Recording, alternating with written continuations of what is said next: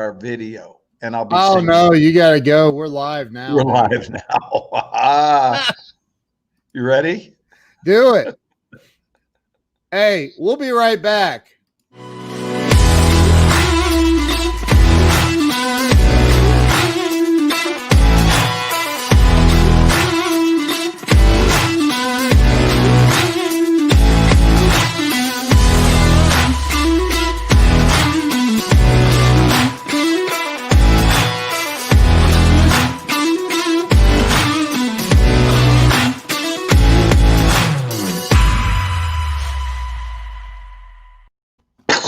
I just love The weather that. started getting rough. The tiny ship was tossed. If not for the courage of the fearless crew, the minnow would be lost. Boom, boom. The minnow would be lost. The ship set ground on the shore of this uncharted desert isle with Gilligan, the skipper too, the millionaire and his wife, the movie star, the professor and Mary Ann here on Ken and Glenn's Isle. Woo!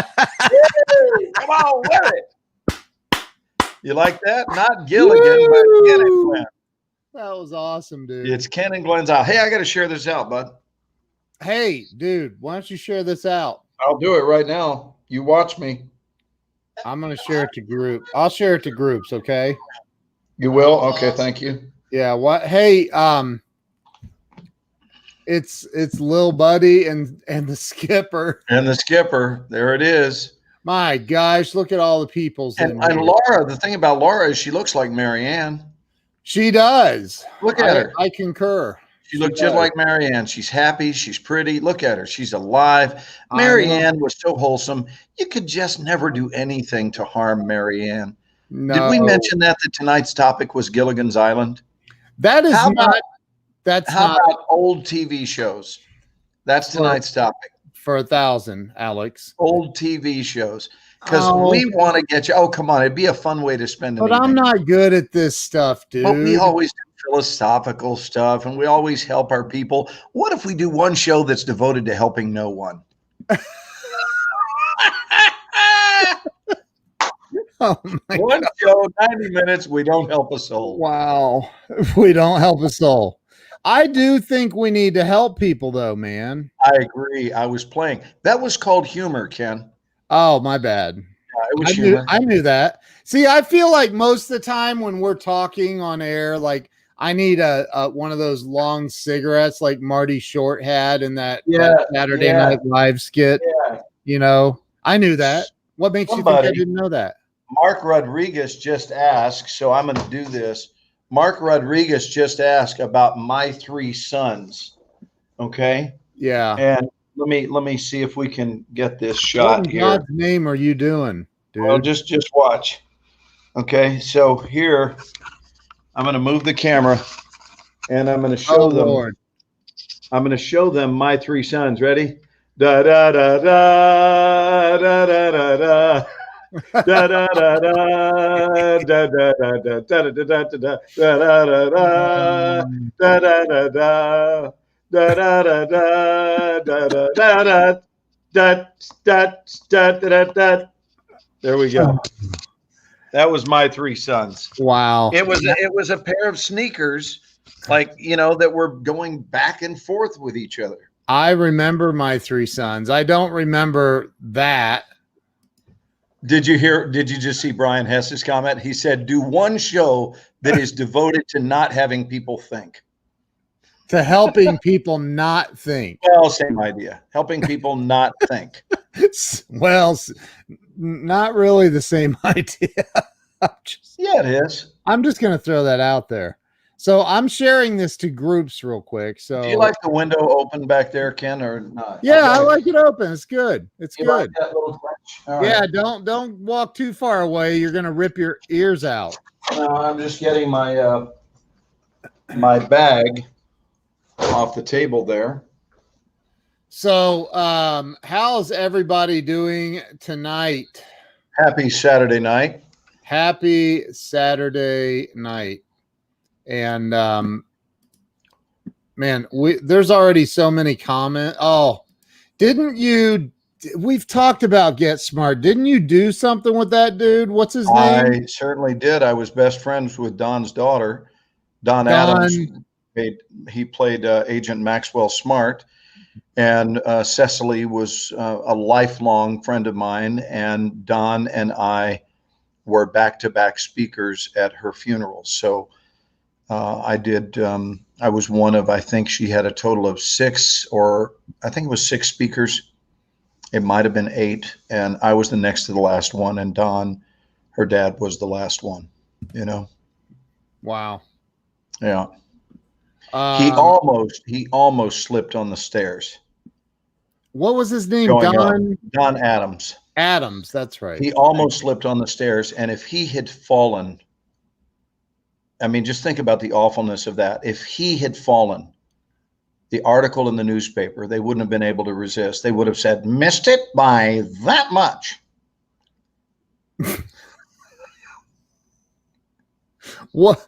That was his trademark. That was his trademark. I remember now, but I have no idea what we're even talking about, because I was trying to share. We were talking about your unswerving commitment to. Go ahead. Sorry.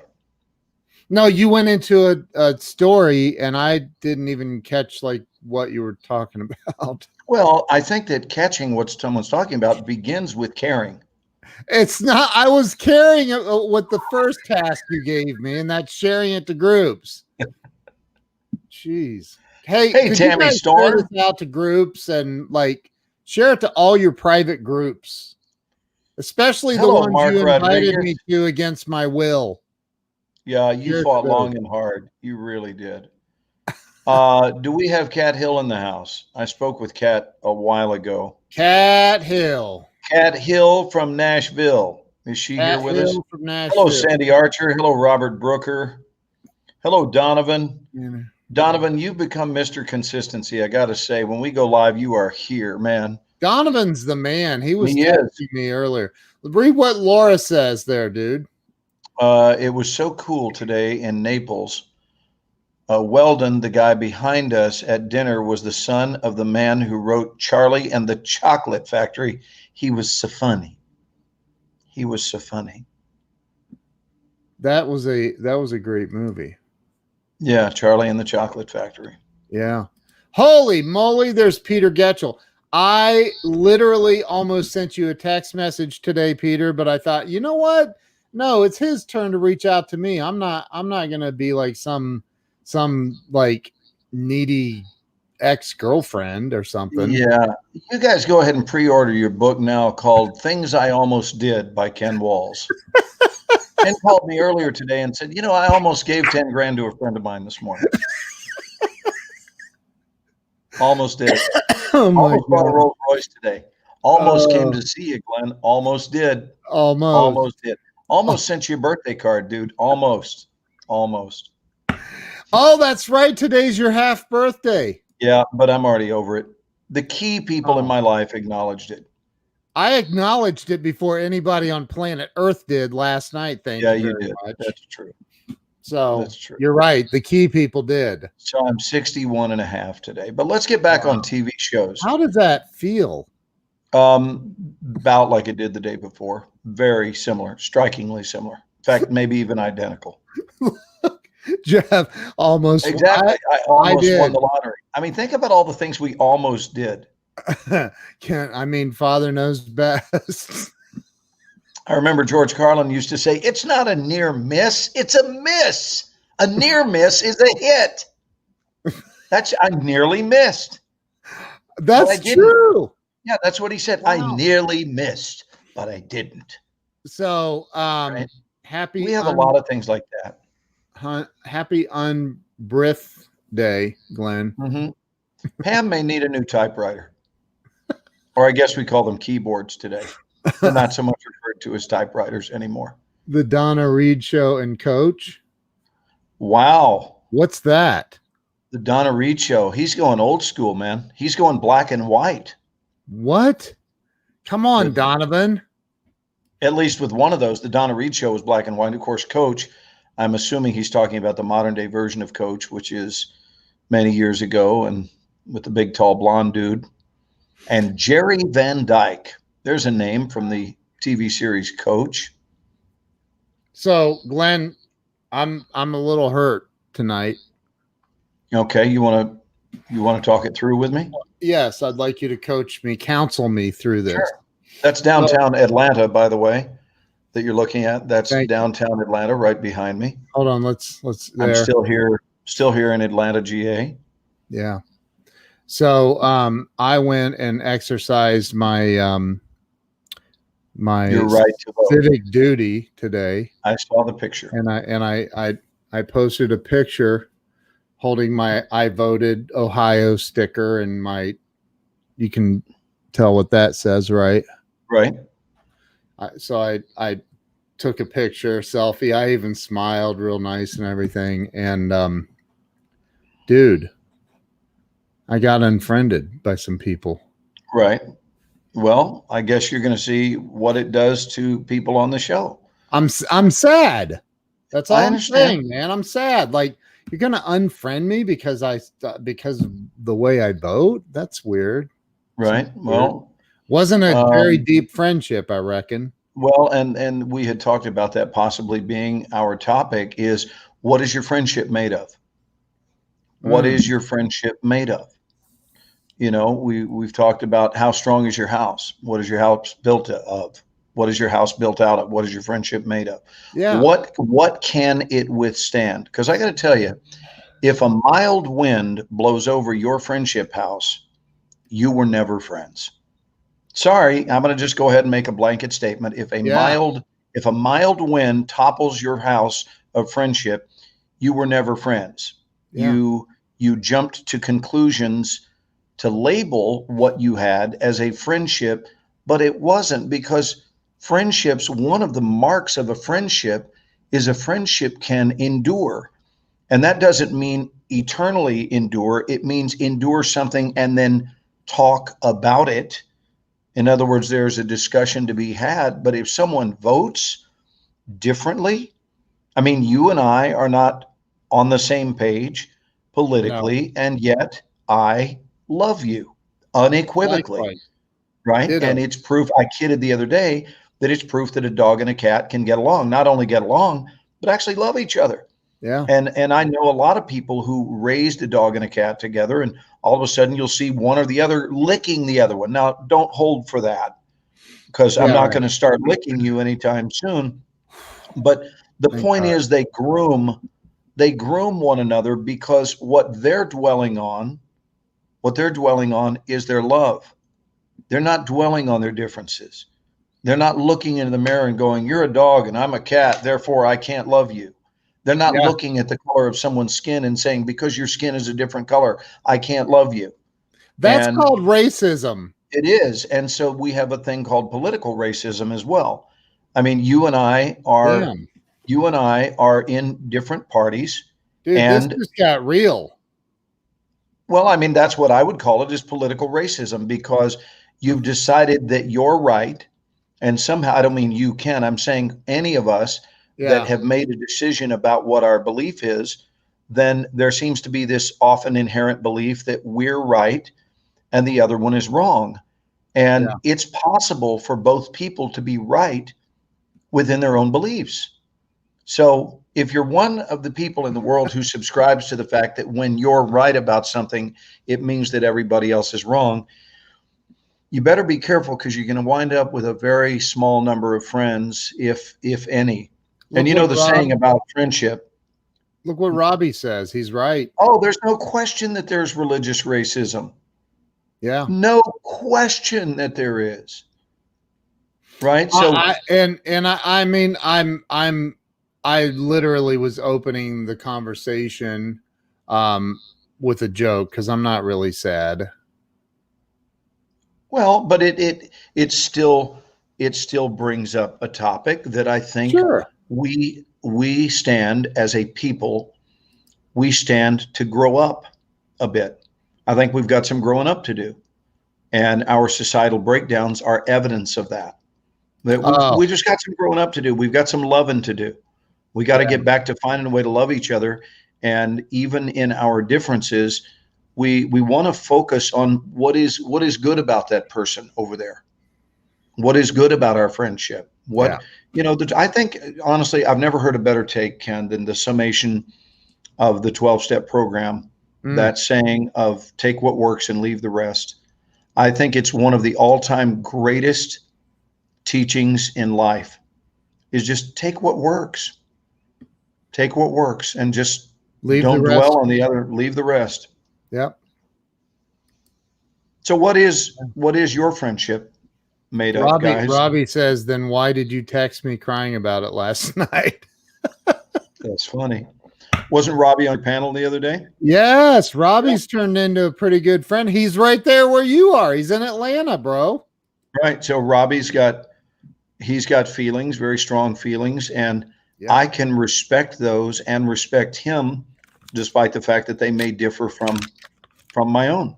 Right. The goal is cohabitation. The goal is not separation. Right. Because if we ultimately start separating from one another, we are doomed, and our future has a really, really bad outlook. The future is gloomy if we're going to come from separatist thinking. We're in trouble. We got to find a way to unify. Even in our differences, we can still unify. Amen. I agree. And everybody should get some Sherm's Mishy cinnamons. I mean, holy moly. We've still got people that want to talk about TV. Someone mentioned Leave It to Beaver.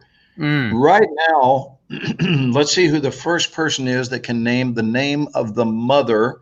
And you are not allowed to Google on all of these things. Please, hang on.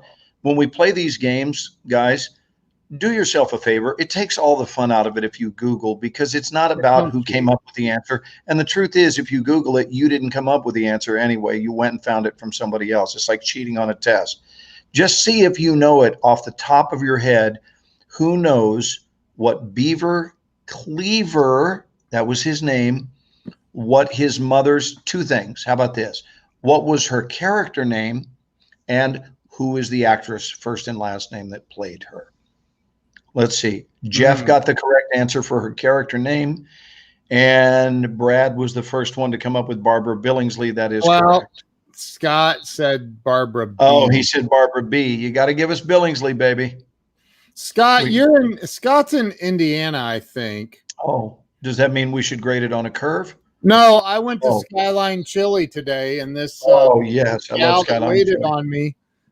She was from Nashville, Indiana, and I said, "You ever heard of Caruthersville?" And after I remembered Caruthersville, and she's like, "No, where is that?" And I'm like, somewhere down near John Cougar Mellencamp. She's like, "Well, I grew up near John Cougar Mellencamp," and Scott's in Florida. So how about the dad on Leave It to Beaver, his character name, and who played him? I know his character. Again, do not look it up. Go ahead. What was it, Ken? Ward. That's correct. Ward what? Cleaver. Correct. Played by? Some dude named Bob Smith. The answer is Hugh Beaumont. Hugh Beaumont. Okay, how about this one? Let me get you. Who played Beaver's brother? Tony Dow. What was his name? Character name? Well, you've got Beaver, and you've got hold on, let me Tony Dow I know is, and Jerry Mathers played the Beaver. Tony Dow, what was his brother's name? Oh, my gosh. No, just give me a second. Good Lord. No, I can't remember. I don't know. Now you can't remember either. I'm gonna ask my Amazon device. I think it was Wally. Let's get somebody. No, it wasn't Wally, was it? Was it Wally? Oh, I think it was. Yes, it was Wally. It was Wally, and then there was another kid whose name was Eddie Haskell. Yes. It was the pain in the ass. Yep. Guy who wound up having it, and his name, watch this, Ken Osmond. Look, Jeff, I think it's a clean sweep. Wally, yes. Dude, I think Jeff got it before you did, actually. Oh, did he? I believe he it looks did. like Bruce Mills was the first person to type in Wally. Well, oh, he was. Yeah. Congratulations, Bruce. And from the Ken and Glenn show, you've won absolutely nothing. Except you do have the privilege of having your name mentioned. Look, Darlene remembers Eddie Haskell. Let's go with how about here's one. Go ahead. I'm going to look for a photo that's going to mean a lot to our audience. I was going to say 8 is enough, but that might be too easy. John Holmes. No, that was 10 is enough. I'm sorry. That was 10. 10 is enough. Wow. Come on. It was funny and it was quick. Oh my God. So I would also change the subject at this point if I were you, Ken. Yeah, I'm thinking of something else to talk about besides. Here, I'm going to show you a picture. Dennis the Menace. Ken and I. You guys ready for this? This is a picture. You remember the night I came to see you? Yep. In Nashville? Okay. I mean, do you remember how we spent it? Yes. Would you say that it's true that we, despite our differences, learned to get along? Absolutely. Okay. Well, this is us that night. Low battery. No, that was not us. No. Yeah, it was, wasn't it? Here. No. Absolutely not.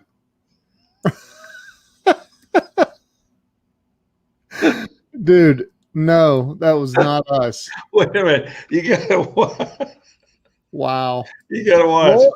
These are my cats. These are my buds. This is our new feral kitty, and the little black and white one. We call her Patches because one half of her face is orange and the other one, it looks like it's got a patch on it. She's a beautiful calico cat. And look how much she's being welcomed by her new brother into the fam. I don't think a brother would do that to his sister. It's okay. It's beautiful. He's just cleaning her. Normal. They do it. They just love each other. And what I'm saying is this, what's wrong with our politics today? This is what we need to do. When we have these debates, if every debate could open with both candidates just licking each other's ears for like 2 minutes, think about how much better it would go.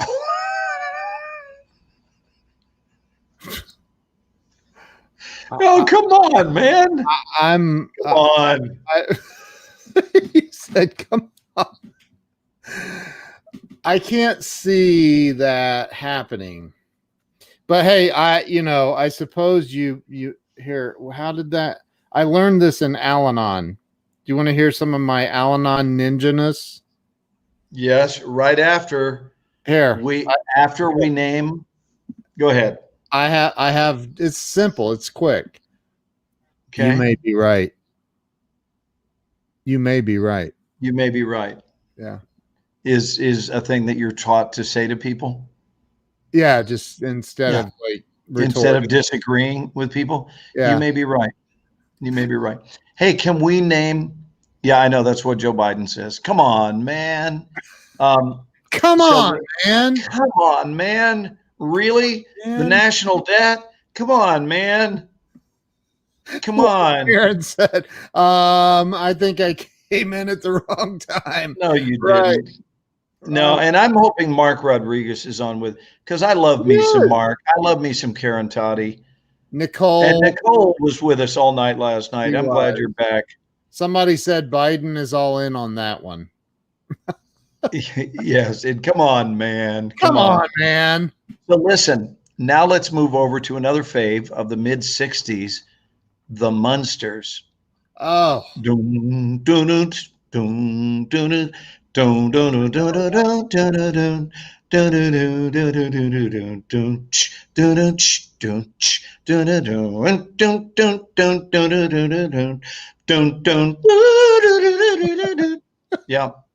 This is why I never needed drugs. I've never seen one single episode, not one. No, say it's not so. It's one of the greatest shows ever. Never seen it. Ever. Drop a 1 if you were a Munsters fan. Dude, I don't think there's anybody old enough on here to have been. Oh, come on. They even have Nickelodeon and TV Land. They can go back and unearth these shows. Look, I know I'm not the only one. All right, ask Gabby if she's ever watched an episode of the Munsters. Guys, don't leave me hanging here. She doesn't even know what that is. Don't leave me hanging. I need some ones for the Munsters. There's 2 people, 2. I'll hold it. Okay. No, Tammy said I love the Munsters and Adam's Family. There's a lot of people that saw it. Here they come. Wow. Now we're talking. Dude, look at all the ones. Holy moly. Now we're talking. Yeah, but Tammy Storm is dropping him over. Tammy, you can't do this repeatedly. You're stacking the deck, Tammy. Wait a minute. Is this what you're going to do during the election? Is this what you're going to do during the election? How many mail-in You get 1 vote, Tammy. Those are the rules. 1 vote. Jeez. Fact checkers are saying that is fake. You are fake news.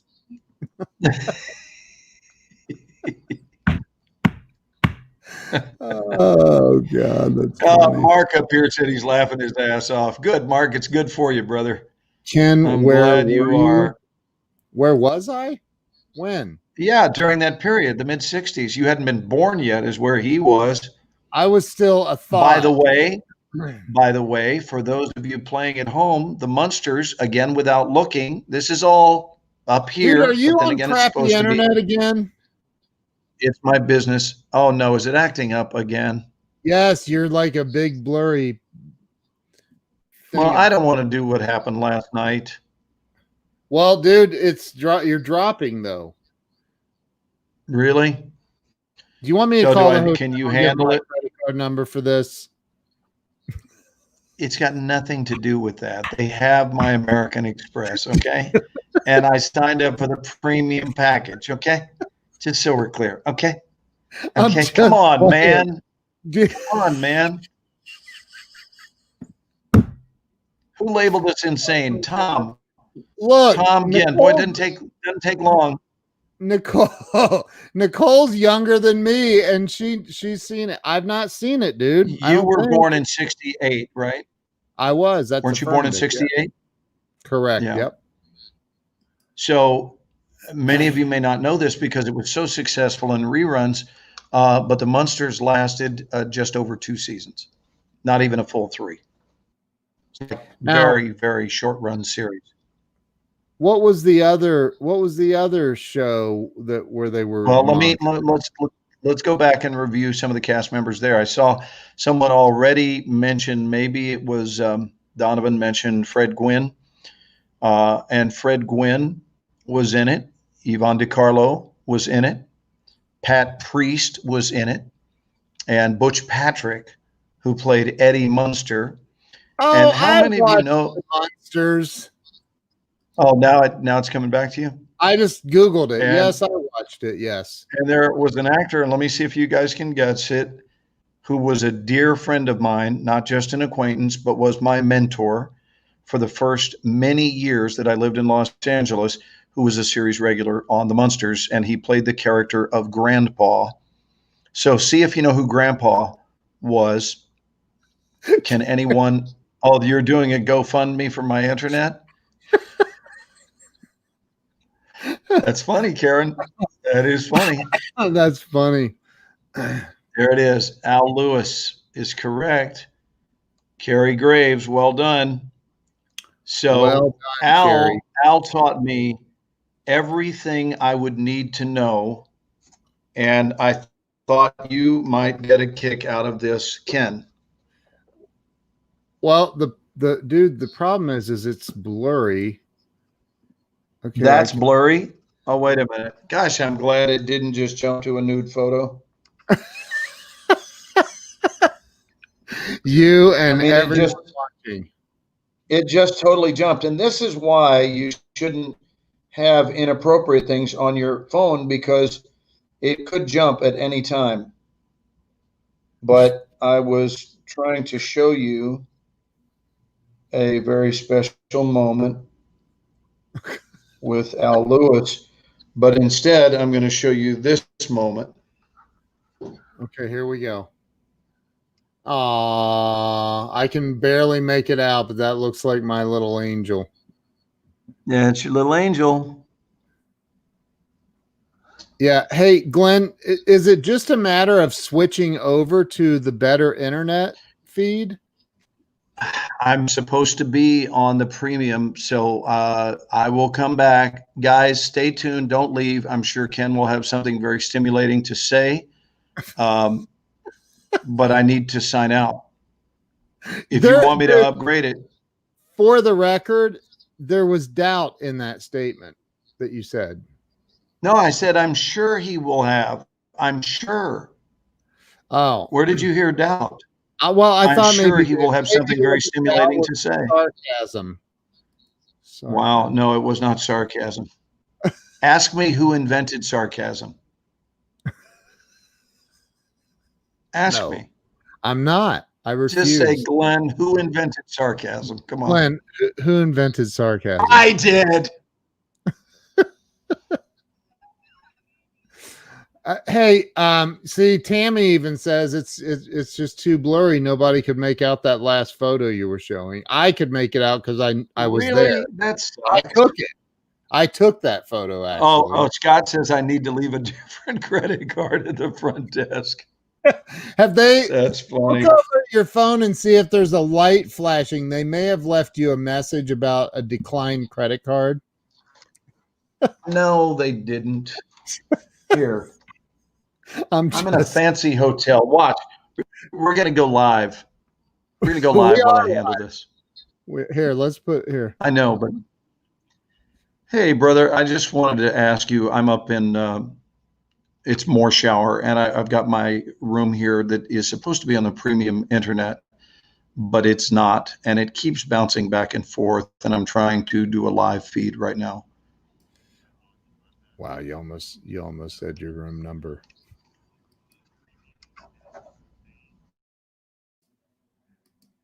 There, I muted Glenn. I told them when I first.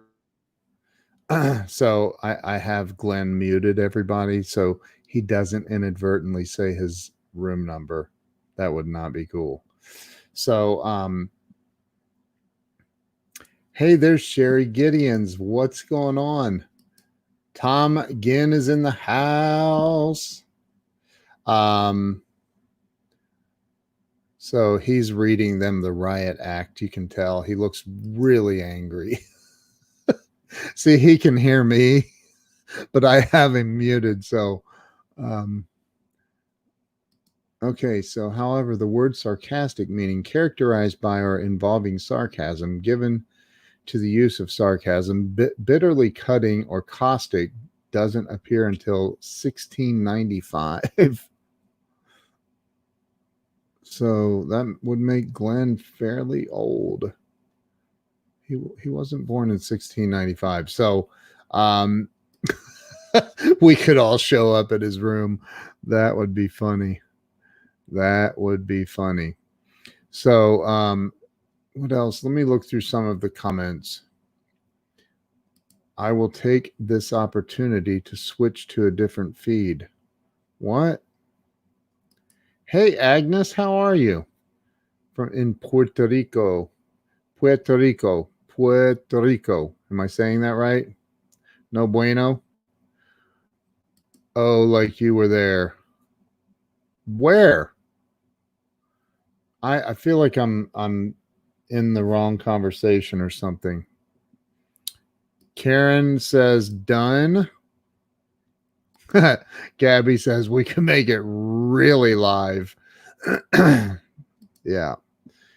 Except for he is there and he's filming and they're COVID testing the crap out of him and everyone. And so probably wouldn't be a good idea.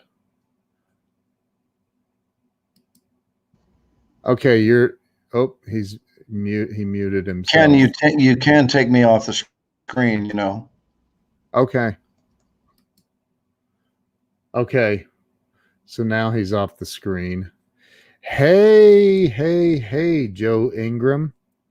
So Glenn is working with the hotel staff at speeding up the little hamsters on the internet wheel to, oh my gosh, feel better. My goodness, I didn't know you had heart surgery. Wow. That's well, we'll send you some healing thoughts and prayers, Agnes. Feel better. Not the first time Glenn has been blurry to me. That's funny. That is funny. Wow, a 4-way bypass. My Lord have mercy. So the word sarcastic first recorded in 1579. See? So I don't even know what the heck we were talking about before the TV shows thing came up. Hey, Joan, how are you? I clicked Joe. Hey, Joan, how are you? The comments move so fast sometimes I go to click on one and another one pops up. It's cray. There's Weldon Whitehurst is in the house. Did I see Kellen? Yeah, there's Kellen. Hey, Kellen, how are you? Arlene Patrick, good evening.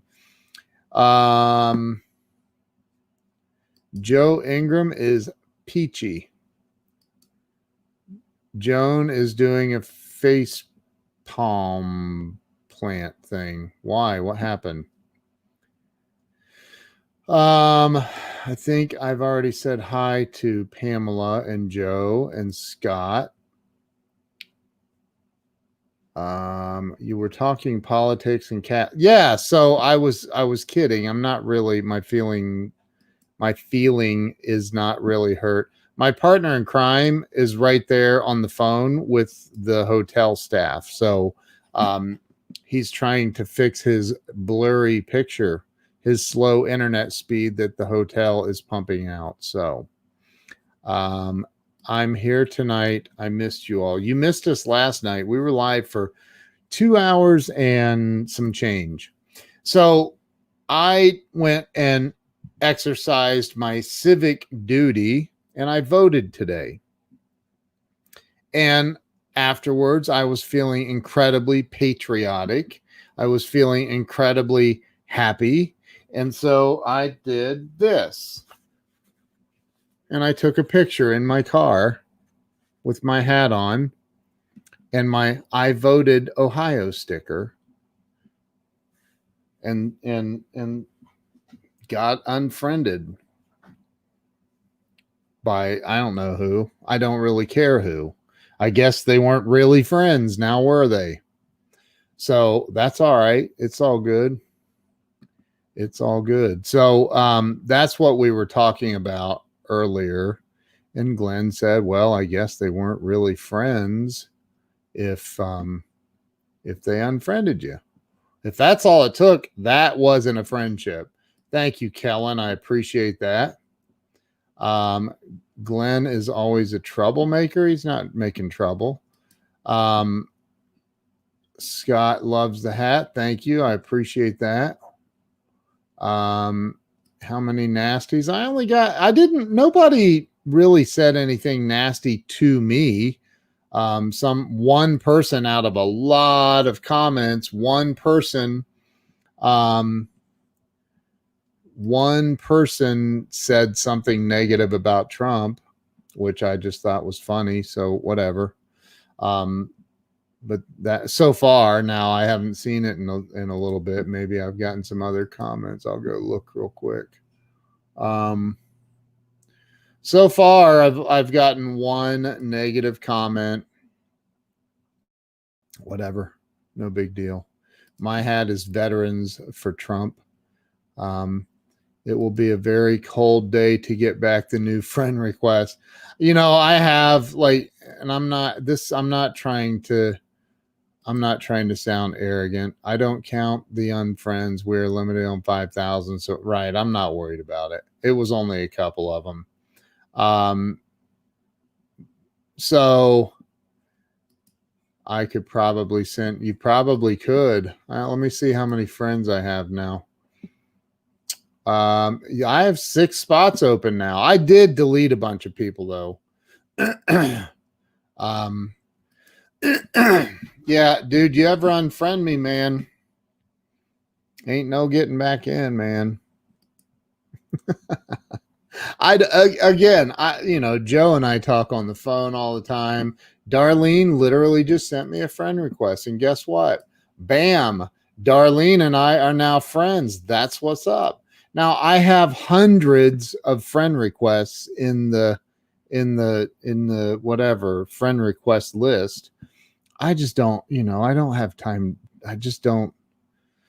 And I like to leave some open anyway, because I always end up, talking with a new client or talking to somebody that's on the show, and hey, we need to be friends on Facebook. And then I have to go find somebody to delete, to make it it's just, so I'm good. Anyway, I just think it's interesting that that's how shallow some people are. Some people are so shallow that they would like unfriend a person over that. That's insane, man. Like what is your problem? Like, and I'm being serious, like, how insane are you? Is Yuri Choi in here? I freaking love Yuri Choi. She is freaking amazing. She was on my show. That woman is awesome. Do you need me to unfriend you? Carrie, I'm good, dude. I mean, I don't beg people to stay in the friends thing, man, whatever. I think that anybody that says, oh, Yuri's in Korea. That's right. That's right. Hey. Are you coming back ever? I thought you were just going there for a short visit. Are you coming back to the States, Yuri? So think about how shallow, how unevolved somebody would have to be to say, I'm not going to be friends with that dude because he voted for Trump. That's just weird.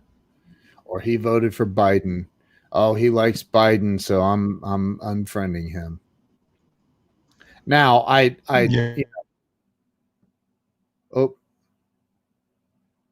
did I just hear Glenn? Glenn, did I hear you talk?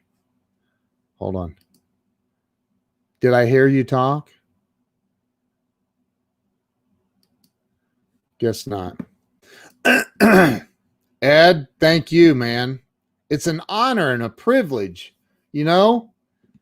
Somebody, here's the way I look at it. This is the way I look at it.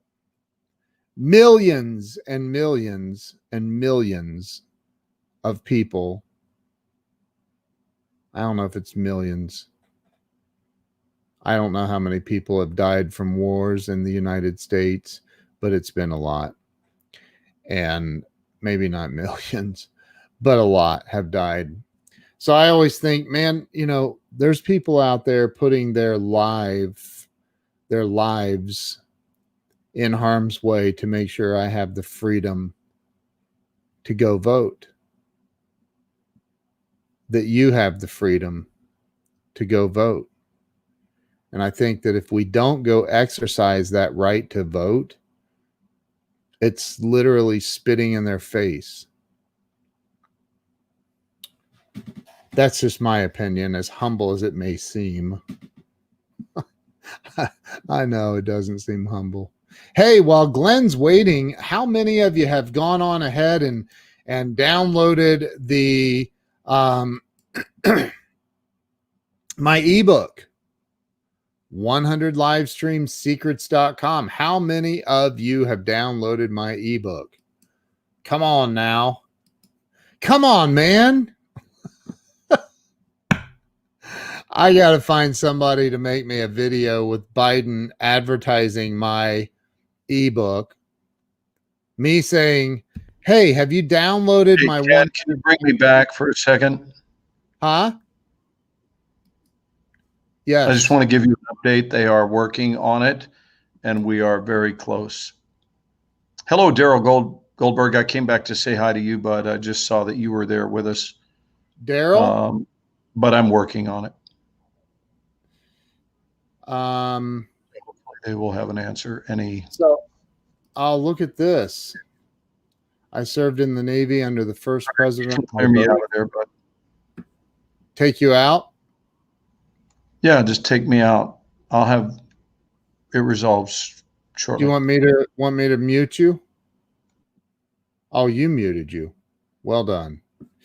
I served in the Navy under the first president I voted for in 1984. Thank you for your service. And for anyone else on here that served in the United States military, and I'm going to answer that question, Nicole. For anyone else on here that served in the U.S. military, thank you for your service. Thank you. And I really genuinely mean that. I have so much love and respect for the armed forces. I really do, man. I think that's freaking awesome. My younger brother was in the Navy for 10 years. He served in the first Gulf War. He was on the USS Saratoga, was an aircraft carrier. And they were the first battle group into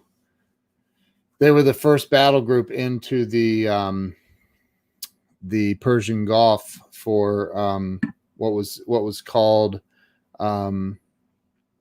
Operation Desert Shield, and then it turned into when they started flying sorties off of his aircraft carrier. They were the first ones to fly sorties in and drop bombs. It turned into Operation Desert Storm, and that's when the Marines hit. But the Navy. The naval aircraft went in and cleared the way for cleared the way. So anyway, thank you to everyone who served. I think it's absolutely a phenomenal thing. Carrie Graves says over 660,000 Americans have died in war, man. That is freaking insane. So I said millions. I was off by a lot, and then I thought, wait a minute. It's not. No way could it be that many. But 660,000 is a lot. Ken, let me clarify this for you. A man's sense of measurement has been flawed from day one. Just know men and their sense of measurement is always inaccurate. Ask any woman, they'll tell you that. Right. Joe's trying What were you talking about while I was I was talking about why did I start on that? By the way, they told me everything was fine. It is now. Yeah, that phone call, guess what they did? They went, oh God, somebody forgot to flip the switch in Mr. Morshower's room. That's not what he said. He said, sir, you're receiving the premium service, and if you could go to fast.com. I said, what do you know about my love life? He said, it's not about your love life, sir. It's not about your love life, sir. He said, we are checking your internet speed. Oh my God. I said, oh. Look, now. My bad.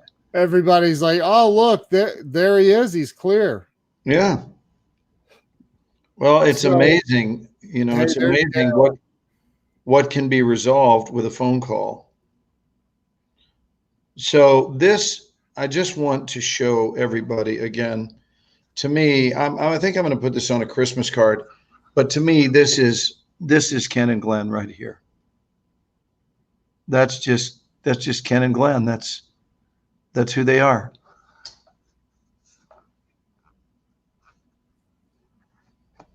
Are you there, bud?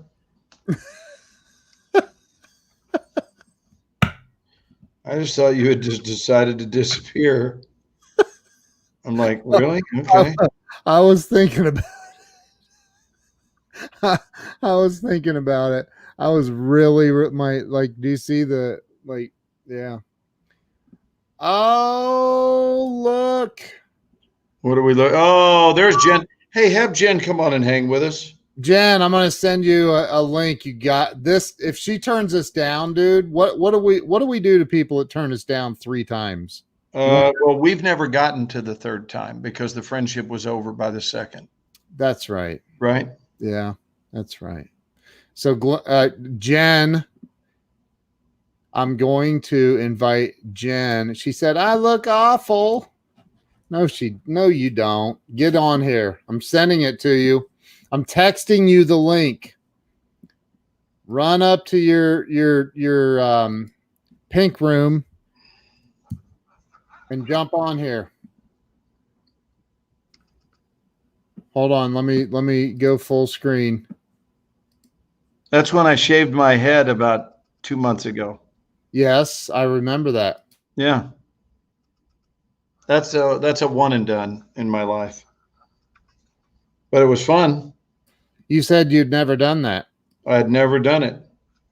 Here's the moment right before. Yes. Right? That was fun. She said, "Give me a second to slap on some makeup and a ball cap." Okay. Makeup and a ball cap? Nice. Karen said, "My hubby Earl said that if you weren't able to fix it, we talked to Jordan and he will float you a low interest loan for your internet service."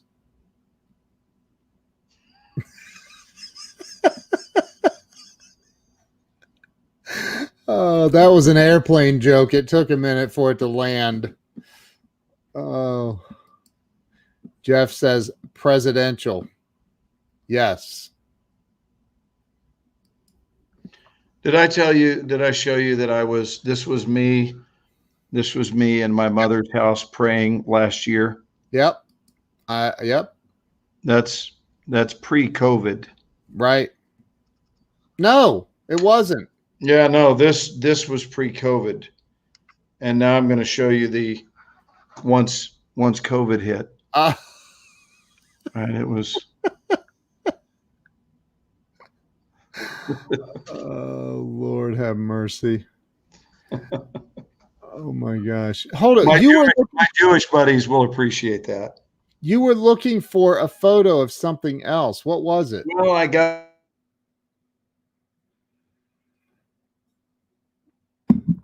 Look, his internet just froze. Oh, there he's back. You got what? Could we do something other than make fun of my internet tonight? Nobody's making fun of it, dude. Look, Daryl, let's have a real show. We're having a real show. Look, here's what's real in my life. That's what's real. Right? That's what's real. Dude, that's so well. Look who you're right next to. One photo over. That would be George Clooney. One photo from Clooney. Look, we go from Clooney to Tim Conway. Wow. You know who Tim Conway is? You should. He's from Ohio. Yeah, he's the guy that said, "You want a weenie?" Right. So there's Tim Conway sitting in my lap. God bless him. Yeah, he was awesome. Tim Conway. On the Carol Burnett show. Yes. Some say I grew up to look like this man. You'll appreciate this.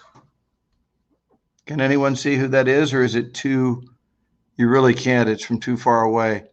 It's two really white guys who are so white that you can't even see their faces. That's terrible. Oh, you just got a text message from Joe Ingram. Yes, it is. And he said, here is a picture of me shaved. I can't even say it. Joe, you're too funny, dude. Joe needs all right, so what we were talking about. Oh, we were talking about what is your friendship? Here we go. Here's two more fun photos. This is fun photo night. Can you see that one, Ken? Wow, this light is too bright. Let me turn off the light. You had it. It's not the light, dude. It's not the light. It's not. Come on back. There. Nope. Angle it. There you go. Oh, that looks like that guy that owns that car company. Oh, it's just the angle. I got it. Yeah, that would be Harrison Ford. Yeah. Harrison Ford. And look at us, Ken. It looks like Ken Walls was already in my life. See the American flag between us? I love it, man. I love that. Right? Yes. So there, Harrison and I are honoring the American flag right there. Absolutely. And then right next to that, hold on. Dude, that's awesome. It's almost right next to that. This one's the fun one. Harrison is one thing, but how about this one? Oh, that's that's Grandpa Munster. Yeah. Al Sharpton. Can you see it, or no? It's not Al Sharpton. There, right there. All right. Yeah, that's Al Lewis. Yeah. Yeah. So Al was like my. But my you know the other of the other dude that, you know. Put us on a split screen again, my love. The other one that's the presidential one. Do you need me to get the Israeli national presidential one? Do you need me to get the Israeli national flag? Dude, I know which one that was. It was. Lord Baleva Pnima Nefesh Yehudi Homiha. That's the Israeli national anthem. Why? What? We're in America, though. Why? I know it's just a random fact. It's a fun fact that I know that. I put up the American flag. Feeling all patriotic from voting today. That's all. I think it's fantastic. Thank you. Oh, hey! Look who joined the party. Should have her. Gosh, come on with us. Put Yasmin on. Put Joe Ingram on. Oh, let's bring them all in. Bring the entire studio on, and then you and I will get out, and we'll be their audience tonight. That'll be it. The Ken and Glenn Show. That could be fun. And we'll call tonight's episode "Swapping Places." Did you ever see that movie, Trading Places? I did. That was a very funny movie. Richard Pryor and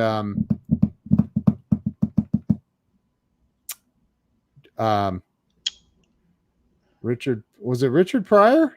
It was Eddie Murphy, wasn't it? Eddie Murphy and Dan Aykroyd. That's it. Yeah. Yeah, let's get Yasmin on, because it's unfair that you've been able to interview Yasmin alone on the show, but she's never been on the Ken and Glenn show. Well, we're not an interview show. We wouldn't want to rob her of this, would we? I'll send her the link, Yasmin. I'm going to text it to you. Do not use a phone. Use a laptop. Use a laptop or a desktop computer. Don't use a phone. For those of you paying attention tonight, the score of the World Series is LA Dodgers 4, Tampa Bay Rays 2. Nobody cares. Well, there are some people, maybe that do. Not really, dude. We are in the 6th inning. I'm looking up. Joe, I sent it to you. Don't use your phone. Is it okay now? The internet? Did they get us hooked up? You're way better. Yes, they were throttling you, by the way, just so you know. Throttling me? Aaron said no, Eddie Murphy. No, was it? We said Eddie Murphy. She's correcting you that it was Eddie Murphy. Yeah. When you seem to feel that it was somebody else. I have a movie. I'll bet you $100 you haven't seen. That I was in? You haven't seen. You don't even know about this movie. Oh, okay. Tell me. I'm not betting you $100. I forgot the business you're in may actually be like, all right. So Survivors. Oh, the movie Survivors? Is that John Candy? No. Nope. I don't know. I don't know the movie. Didn't see it. Or hold it, is John Candy in it?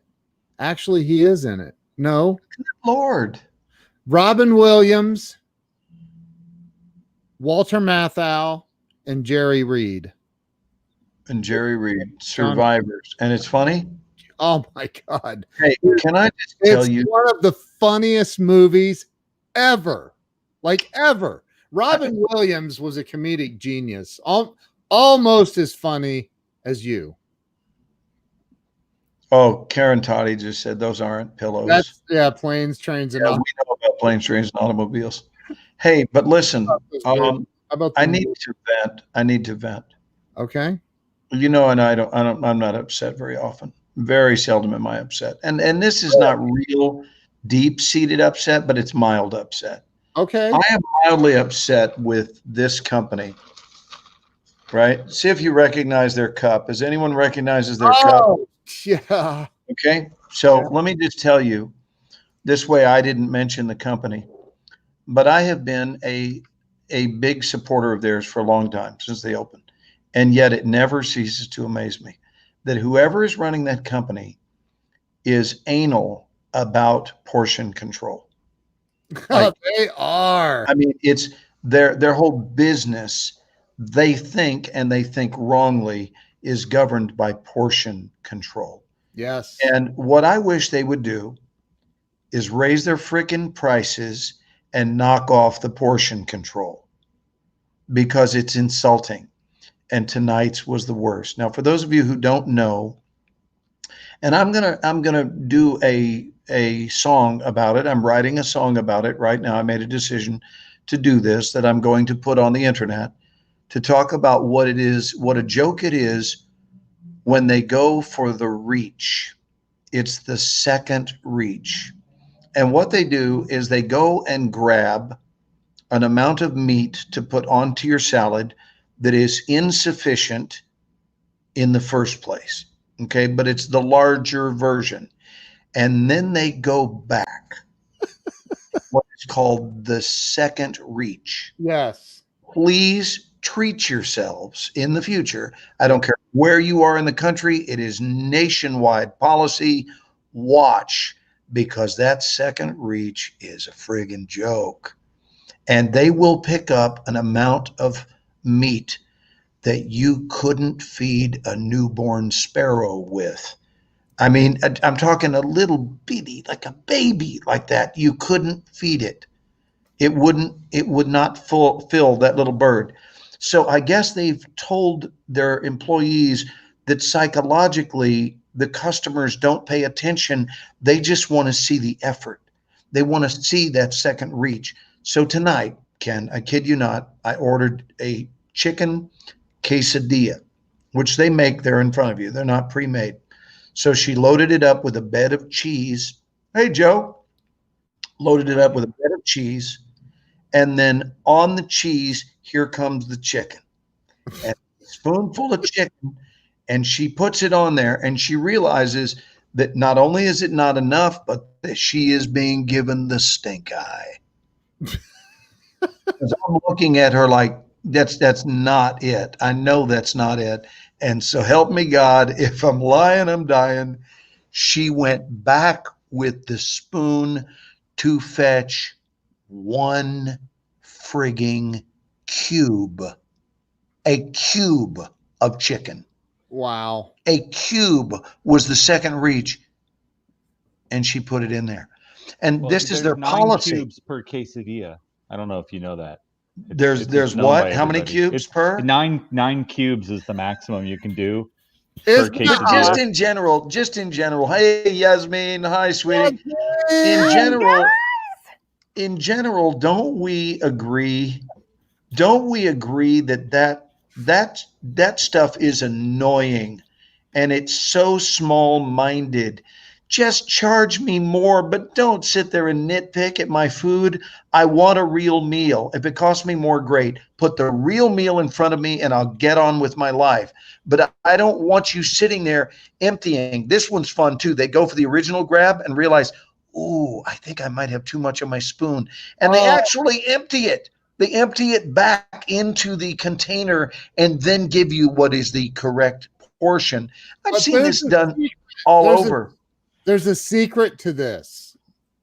And Jen, I just emailed it to you. And Yasmin. Wait, where did Yasmin go? She left. Yasmin is stage shy. She has been a server for a number of years. And now she got really upset by the fact that she too had taken chicken out of people's spoon. No, but I'm really not joking about this. And I want to ask you guys, because you're both businessmen and Yasmin's husband's in the restaurant business. I do not see this as a good thing. I see that as something that annoys the customer. Yeah. I don't want anyone in my life, whether it's business, personal, chintzy does not work for me. No, I don't want chintzy.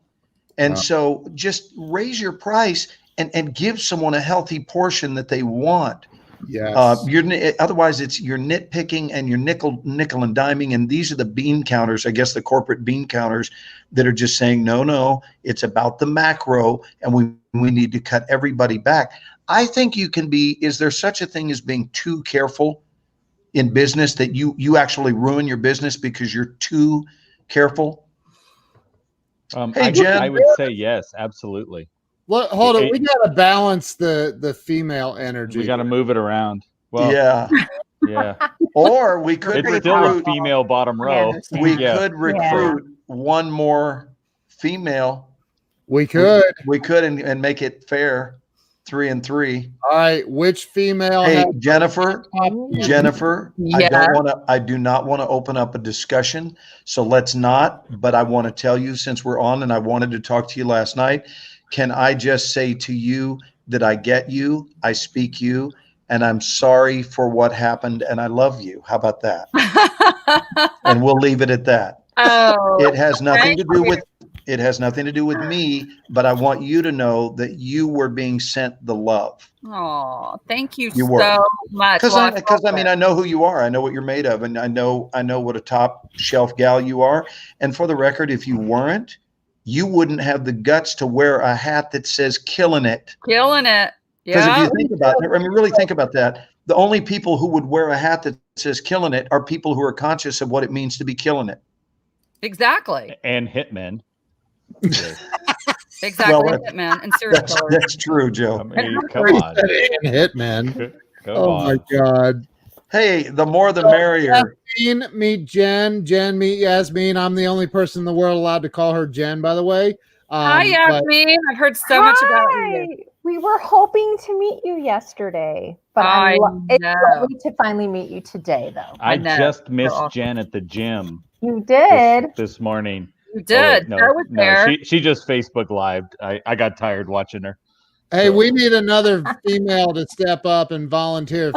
First woman to say me gets the link to come on with us. How about that? All you have to do is say me, and your qualification is that you're female. And even if you're a goofball, that won't keep us from bringing you onto the Ken and Glenn. I'm here. You come on here. I love this impromptu. Let's just jump in scenario. Hey, Kellyanne. We need a third bulk. We have a winner. Kellyanne said me. Kellen, send me real quick. Joe is still trying to audition for the role he's already been cast in. Yes, I threw it out there because I've seen Glenn go through it before, so I can totally just play this role, and I mean act it like there's no tomorrow. Kellen, send me a message. Kellen, send me a message real quick. You know what our show is starting. You know what this show is starting to look like? It's starting to look like a clown car. We're like the Brady Bunch. Yeah, the jacked up Brady Bunch. Yeah, that's true. Jacked up. Wow. Yes, hold on. Look. Here's a story of a man named Brady. Who was bringing up three very lovely girls. No, that's the lady. The guy named Brady had the boys. Hair of gold. If you want me, call my agent. The youngest one. Oh, Carrie Graves. Carrie Graves is a big shot. actually, guys. If you want, he's in the middle of filming. If you look, Carrie's really picture barely fits in the little circle for the icon. So he's a big one. What's he filming? He's filming a movie called Blood Orange Moon. Really? Oh, wow. Yes. And he's producer. Wow. It's what? Is it Carrie? Is it like a 6-week shot now? No. It's a 3-week. I think it's like 3.5. 3.5. I just weeks. want to point out that it's 3.5 now. Carrie's getting respect because someone else is saying we should respect him. No. The whole call my agent out there. Come on, Carrie. See, amateur mistake. So it happens, so what's a producer? Wait, do? Jennifer's sharing us out. That's what I think. I am. I think she's letting people know. Hey, has Yasmin and Joe shared this out? 4 weeks. Yasmin, I'm doing it now. How about that? I'm doing it now because 4 I weeks. saw Jen killing it, and notice I called her Jen. Yes. Yes, in your share, I'm doing it. I'm doing it. Hold on. Name. You're allowed. Hey, One Jennifer, in syllable. your share, as you share it out tonight, be sure to also mention that this is evidence that you've made it in live. Well, considering I just saw you flashing photos of George Clooney, I'm pretty sure I've made it. You've made it, darling. Yeah, but you know what? Not quite, because my next goal is to also be in your phone in a picture where you can just swipe and go. Screenshot it, girlfriend. We're side by side right now. Here, watch this. Ready? Hold on. Let me remove. Don't go anywhere, Joe and Yasmin. But just all right. Ready? There it is. I did it all by myself. Okay, hang on. Hold, please. Let me look over at you. Okay, ready? Oh, whoops. It would help if I wasn't taking a selfie with it. Ready? Smile. All right. We're forever together, Glenn. And now one more, and let's look at each other. All right, ready? Hold on. I have to save that one. Okay, one more, and we'll look at each other. Ready? Oh, I looked the wrong way. Hang on. It would help if I looked the other way. You got to learn how to do this stuff, Jen. Ready? Go. All right. I think I got it. We got it. We're immortalized. And now back to the show. Don't show him our picture, Glenn. Don't show him our picture. No, That's like the biggest virtual fan photo I've ever seen. Hat. Oh my gosh. Wait, Ken, why haven't you sent me one of those? I didn't send it to her. I am thoroughly offended. She bought it. Kellyanne sent me the most beautiful thank you cards. She's our thank you card gal. Hey, Kellen, you know what you need is a hat that says Kellen it. Get it? Yes. I love people that do like classic snail mail thank you cards. Travels with me everywhere. That's so awesome. It went to Kansas City a couple weeks ago. So where is home for you, Kellyanne? She froze. And oh my God. Went out. Have her call the manager. Yeah. Hey, Kellen, you need to call the hotel manager. And yeah. Oh, frozen. Dang. Oh, is Kellyanne is frozen? Yeah. Okay. She is like, am I back? Oh, look, she's moving. And now it's bringing it up to Kellen, speed. your internet's really bad right now. Joan Anton. Oh wait, hold on one second. I got it. Okay. So what are we talking about now that we have all these folks on here? Glenn. Hey, Glenn. I'm gonna let you be the boss. I'm not the boss. You're the one in the upper left-hand corner, not me.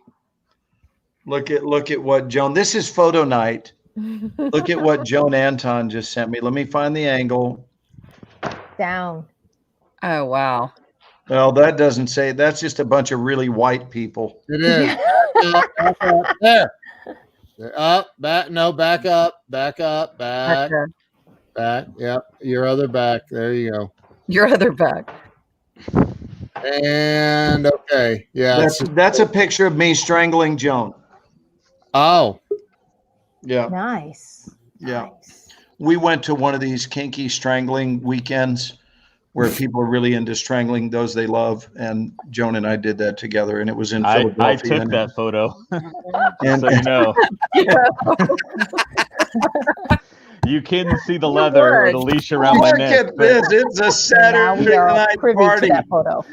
Check it out. We can't even see the leather. We got Walls in Ohio. We got Jen in Texas. We got Joe in Cali. We got Yasmin and I, and the two of us are in Georgia. And Kellyanne, where are you? Yep. I'm just east of San Francisco, Moraga. Moraga. Communist California with me. So, Yasmin, look, yes, you said you like getting the snail mail stuff. I do. So I got this the other day from a marketing guy. So he took one of my live stream shows, and he captured the picture of the live stream. Yeah, and made it a with postcard? Us on. Oh wow! And it's a card. Oh no, it's an. And then it's his picture and my picture on the inside, and then inside written in here says, "What Irwin presented is spot on. Sending out personal greeting cards can be a nice piece of marketing and relationship building. Imagine the feeling a customer will have when they receive an unexpected card expressing appreciation. What if they got a Thanksgiving Day card or holiday card from you like this?" And I was like, this is impressive, Ken Schaefer. Right? There was a lot. There was effort and love put into that card. And the first one he sent was a box of brownies with a card that had my picture and his picture. Hey, there's food involved. So I've done the same thing. You didn't brag about the card I sent you. I did too. Ken, I where's posted the card? it. I need to find it now. If you remember, Ken, everybody in Grow Live Academy was asking for my brownies. That's what let me tell you. Yeah. He hit your heart and he hit your stomach. True that. I mean, right? True that. I did a live and I got my. All I need next is toilet paper with my picture on it. You got it all the way. Yeah. The way. On the you guys, this is about unconventional ways of hitting people's hearts, like and getting attention and just saying thank you and unconventional ways. I mean, it was an old way, and now if you're smart, it's a new old way, right? Well, and you better get on the smart train or it pulls away from the station and you're left twiddling your thumbs. You know, I have used that service for years and years and years, since 2010. I don't use send out cards anymore. I use another company called Banner Season because they're just better. And look, and Kellen does that right there. Kellen here. Shameless plug. Show everybody. These are Glenn's. Oh my God. Yeah, tilt it where they can see the full detail of how many shows you put on there. I don't know if you can you read that okay? There's a bunch of them. And go back towards you. It's beautiful, Kellen. Yeah, tilt it back, tilt the top back, and we can see that. Wow, I love all the glitz on the 24. Read the ones that are on there. We got the Resident, Battlefields. Yes, that was a video game I did. Transformers, Star Trek, Bloodline. I can't read them because I've got the 24 over them. I mean, the bottom line is it's a seriously, seriously nice gift. I am. I beautiful. Yeah, I love it. So for Monday for the last 6 years, I call it my Gratitude Monday, and I pick somebody I haven't heard from in a long time, and I just send them a note saying, "Hey, I was thinking about you," and and I've been doing that for 6 years every Monday. That's awesome. That's a good practice. Cheese cinnamon. What are you eating, Ken? I highly recommend these cinnamon gummies from. They're so good. I just have to tell you, I think you have an oral fixation situation going on. So good. You always have to have something in your mouth. Ring, ring. Hello, Pot. This is Kettle. Hold on. All I have to say legitimately is that's what she said. I just want to point that out there. It just fell into my lap. Did it take a woman to figure, like, to take note of that? Yep. I don't know. It's just a pattern. I'm just wow. letting you know what I'm saying. Just saying. It probably has something to do with lack of breastfeeding or something. Hey, Ken, why don't you read off the ingredients of what you're eating? I want to hear. Yeah. I'll be your health First coach. ingredient. First ingredient, breast milk. Oh boy. Pure heavenly joy. Just say organic in front of everything you're reading, Ken. I'm like sticking it in my ears. I don't even want to hear what's in that. I can't see. It's super. And you have your glasses on. I just want to point that out. I think it's convenient that he can't see. Yeah, he suddenly can't see. He's suddenly been bitten with convenient blindness. So, don't make me withdraw my invitation. Ken, you've got the power to eliminate any. I just have the power. He's like, I brought you in. I will take you out. Ken, you look really thin. I don't know if anyone's told you that or not. You're looking so healthy, Joe. I love that background. You look like you make more than $100,000 a year, Ken.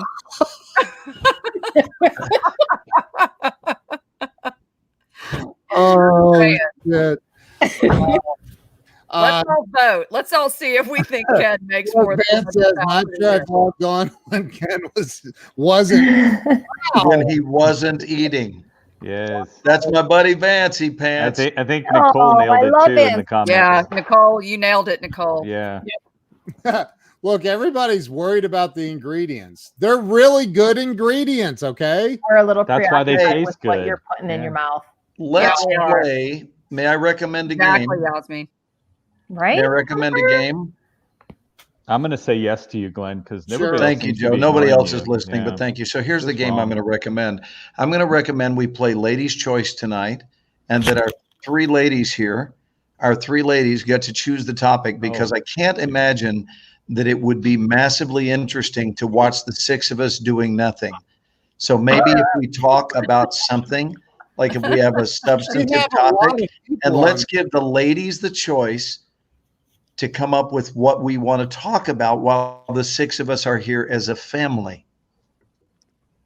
Come on, gals. You say we never listen as men. We're listening and we value you. I need to give Glenn props because the joke about measurement earlier had me rolling. Thank you, buddy. Came in. I was like, and there was Ken going, I got it. I get it. And I'm like, dude, bravo. That's why we do have a flawed. We do have a flawed system of measurement. That's why we can read maps, because we believe this is a mile. Yes. Right. That's exactly right. Well, we could talk about distance, because I live in Texas and we measure, like, for example, Ken, when you say that you're driving from wherever you live to another city, do you talk about it in terms of time or miles? Time. Do you really? Ohio is a huge state. LA, everything is time. It's all time, because 8 miles could take you an hour. True. In fact, I felt like when I was up in Pennsylvania, New Jersey, everything's like such and such is so many miles from so and so. And I feel like in Texas, we measure everything in time. It's like Austin's 2.5 hours from here. Dallas is 4 hours from here. We don't say how many miles. Yeah, we don't really talk. I don't know. I guess no. I don't think we. Do you think it's because people don't know how many miles? Potentially. But I just say I'm going from here to Chicago and let everyone else do the math. That's brilliant. Yes means like, I fly above all that. I just mentioned that. So in the details. Get out of the weeds. Get out of the weeds. Ohio isn't that big. They just carpeted it. Oh, somebody just asked me who has the best barbecue in Texas. Wow, that's a loaded question. Actually, my favorite barbecue, at least barbecue, is at a little place called The Store in Hunt, Texas, which is near Kerrville. Yeah, it's called The Store. It's a little tiny store on the banks of the Guadalupe River, right outside of Kerrville in a little tiny town called Hunt, Texas. They have the best chopped beef barbecue sandwiches. And in Texas, it's beef. We don't do that pork stuff like they do in the Carolinas. So can I plug in? Sure, plug in. Okay, I'm going to plug in. Jim and Nick's Barbecue, because they pay the bills for me. But they also happen. Is it because you worked there? And amazing. So if you guys live in Alabama, you go to Georgia, I think they're in the Carolinas, go to Jim and Nick's. Order I've been to Jim and Nick's. I've been to Jim and Nick's. It was good. Yes, I have. When my daughter was touring the University of Alabama, we went there. Yes. It was very good. It was pork. I got over that. But it was say more. Yasmin, say more about why it means something. Because this is the very reason why we moved to Atlanta was Jim and Nick's. My husband runs the concept. So we're a growing restaurant business. We are a scratch kitchen. We are all about Alabama home cooking. This is where we're at. So it's not saucy barbecue. It's brisket. It's seasoned, well seasoned, and you come in, have a fantastic time, order takeout, order curbside, have it delivered, and you'll experience some fantastic barbecue. What is it called? Jim and Nick's barbecue. Jim and Nick's. Like Jim in. Like G-Y-M or J-I-M? J-I-M. So Jim and Nick's barbecue is Jim is the father, James. All Jim and Nick. Yeah. And Nick is the son. Mm-hmm. And so they started the concept. Just like Ken and Glenn. Yeah. Maybe we're going to start selling barbecue next, Ken. Oh. We should. What do you think? Ken and Glenn. Ken and Glenn barbecue. Yeah. I should ship out Jim and Nick's to everyone, and we can eat it and talk about it at the same time. Yes, fans, Jim and Nick's. So they don't have it in Minnesota, but I'm just going to say that if we had gotten into the weeds earlier to say it was two names with the letter N in between, I think it would have shortened the whole story, as opposed to just Jim and Nick's, Jim and Nick's, Jim and Nick. Come on, you just said it like 6 times. Like Jiminy Cricket. So Joe, do you feel that the circuitous path is the path that was walked to get to the solution? Correct. I was thinking we went to Jim and Nick's via the equator to come all the way back around. Yeah. Right. Bruce knows what I'm talking about. We flew through Atlanta. Yeah, I mean, what you should do is ship some Jim and Nick's barbecue to all of us so we can sit here and. I will joyfully do that. And let's put a date and a time. I'll send Jim and Nick's to y'all, and we can eat it, and we can talk about Jim and Nick's over Ken and Glenn.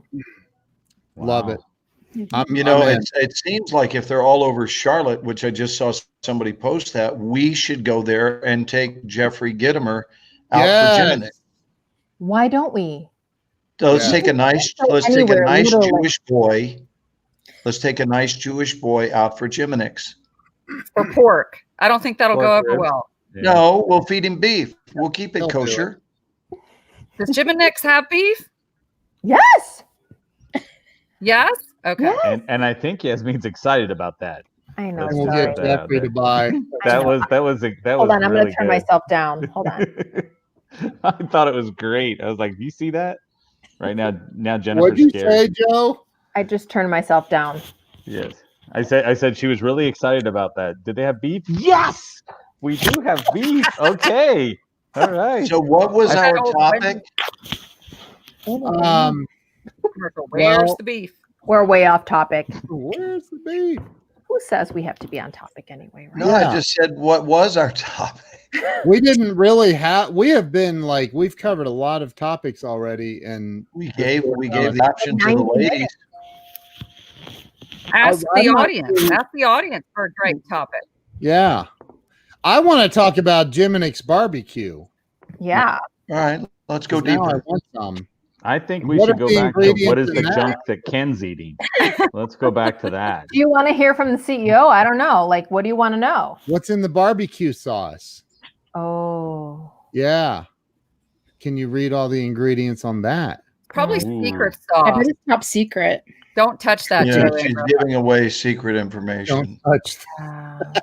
Look, I hear that all the time, I swear. Pam says there's no on topic. Yes, Pam. That is true. The Seinfeld show of the internet.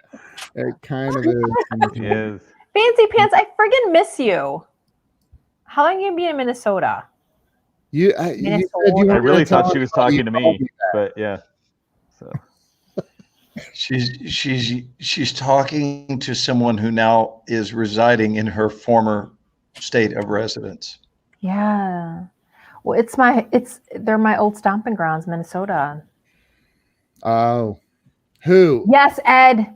Probably referencing Minnesota as somewhere where somebody stomps might not be the best reference for Minnesota these days. I'm just saying. Wow. So when you go there, you need to say, I'm just saying, referencing Minnesota as stomping ground, probably there are better word choices than that. Right. What? What does that mean? Well, think about it. Think about the news, and you'll see that maybe we could refer to Minnesota as something other than. What's wrong with stomping in Minnesota? Hey, did I miss something? Let's change subjects. Enlighten us. Yasmin, say Minnesota. I love the way she says Minnesota. Minnesota. Ask somebody if they will pour you a soda. No, a pop. So Ken text me, will you say something inappropriate so we can get off this subject? Okay, Ken. I got you, bud.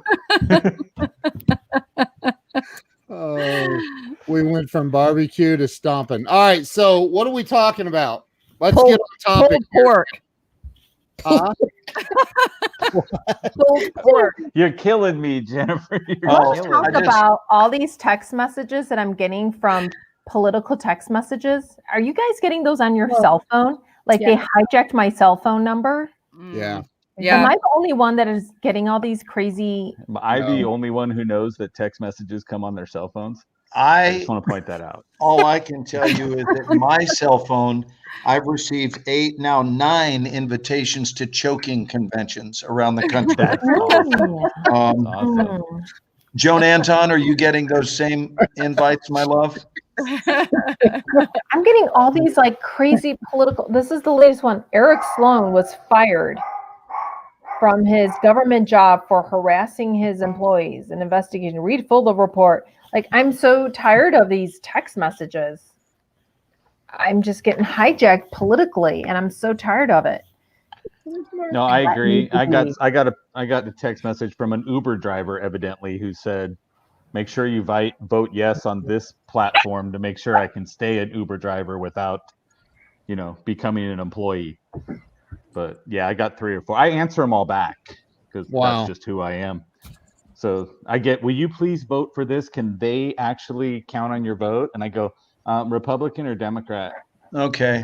And then they'll answer back and they'll go, this is the school district. We don't have that. And I'll be like, oh, lies. All lies. Then I'm not interested. Right. I say, well, you just lost my vote for your inability to answer my question. Well, you've just hit on a topic that is a kind of a nerve for me. And I'd like to see if maybe it's a nerve for any of you. Or maybe I've just become semi-sensitive as I've gotten older. But I have to tell you, one of my few pet peeves, I only have 4, and this is one of them. I can't stand when people tell me to vote for their kid in something. And I'm like, and I get it. I get it all the time because I'm an actor. They'll go, my kid's in a talent competition, and I want you to vote for them. I'm like, well, I'll tell you what, I'll watch the competition. And if your kid is the best one in it, they'll get my vote.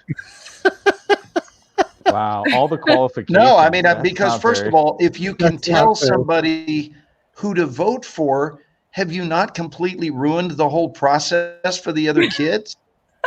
Because now, if you really think, I'm not joking about this, guys, and now it becomes a popularity contest.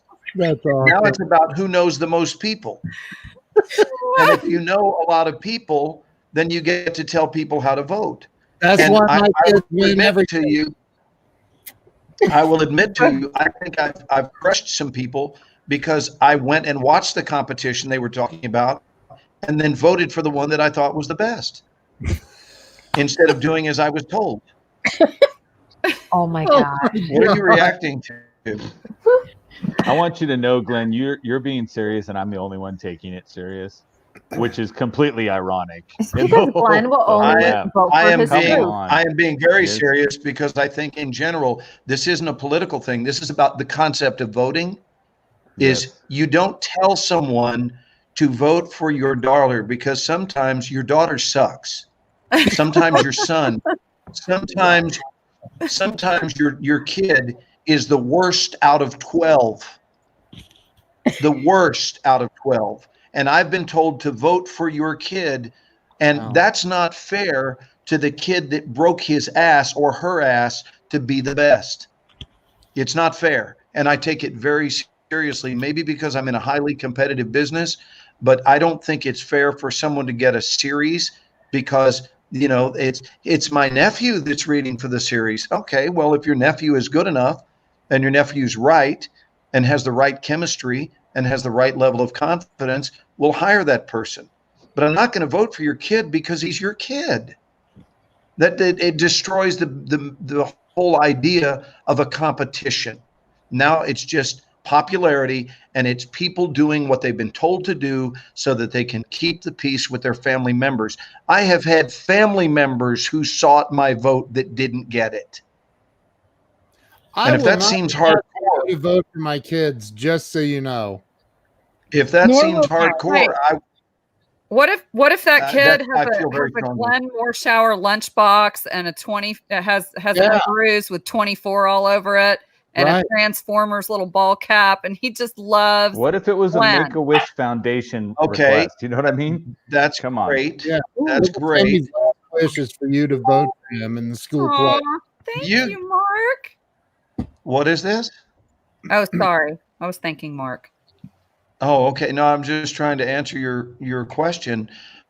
Certainly, if the kid has a Morshower lunchbox, it would lead me to believe that maybe he takes his acting seriously, like I do, or she.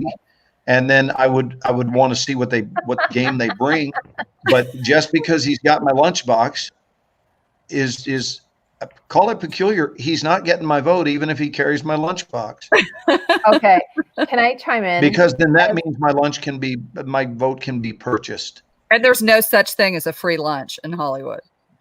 Okay, as the recipient of, as a person in a contestant situation where there are votes required and things of that nature, yes, it's a silly popularity contest. It's using and exploiting contestants to try to get the word out about a competition or an organization or, you know, things of that nature. That's what it is. But the truth of the matter is, if anyone knows, these voting things are they're not worth anything because it's talent. It's your talent and your essence that wins it in the end. Just FYI. Right. Well, and here's the damage. Here's the downside of an inauthentically set up competition is that these kids wrongly walk away with the assumption that they're the best. Unfortunately, absolutely. And it turns out that they're not the best. They're the most popular. And they just won a talent competition that they didn't actually deserve to win. So listen, I only set it up as one of 4 pet peeves I have. It is one. Thank God I only have 4, but that's one of them. See, I know that Jan is a pageant winner too. She won a bikini contest or a. It's NPC Masters Bikini Bodybuilding. Thank you. Yes. Round of applause. Yes, I will share my trophy with you. Wow. Yeah. Oh, she's bringing it. And tell them how old you were. This is my trophy. I was an athlete. That was only 4 years ago. It was. Here, show the picture. Show the picture. Well, hang on. You know what? I do have a large picture right here. Right back. She says it like we wouldn't believe it. Come on. She has like a sheet cave. Come on. Look. Oh my God. Yeah, look at that, huh? Holy smokes. Your before picture looks better than me right now. Well, for you, I do have the same suit, though. I have the same suit. Yeah. Yeah. Here. Yeah, 3 C-sections and a hysterectomy. Well, that was 3 months after my hysterectomy. This was 7 months to the day of my hysterectomy. Mm-hmm. And this was a year later. Wow. Dang. At 49 years young. Really? You know what? That's friggin' awesome is what that is. Glenn's really still not voting for you, Jennifer, but you know. Bikini and hooker heels, Yasmin. Come on, girl. Do it. You guys want to see my trophy?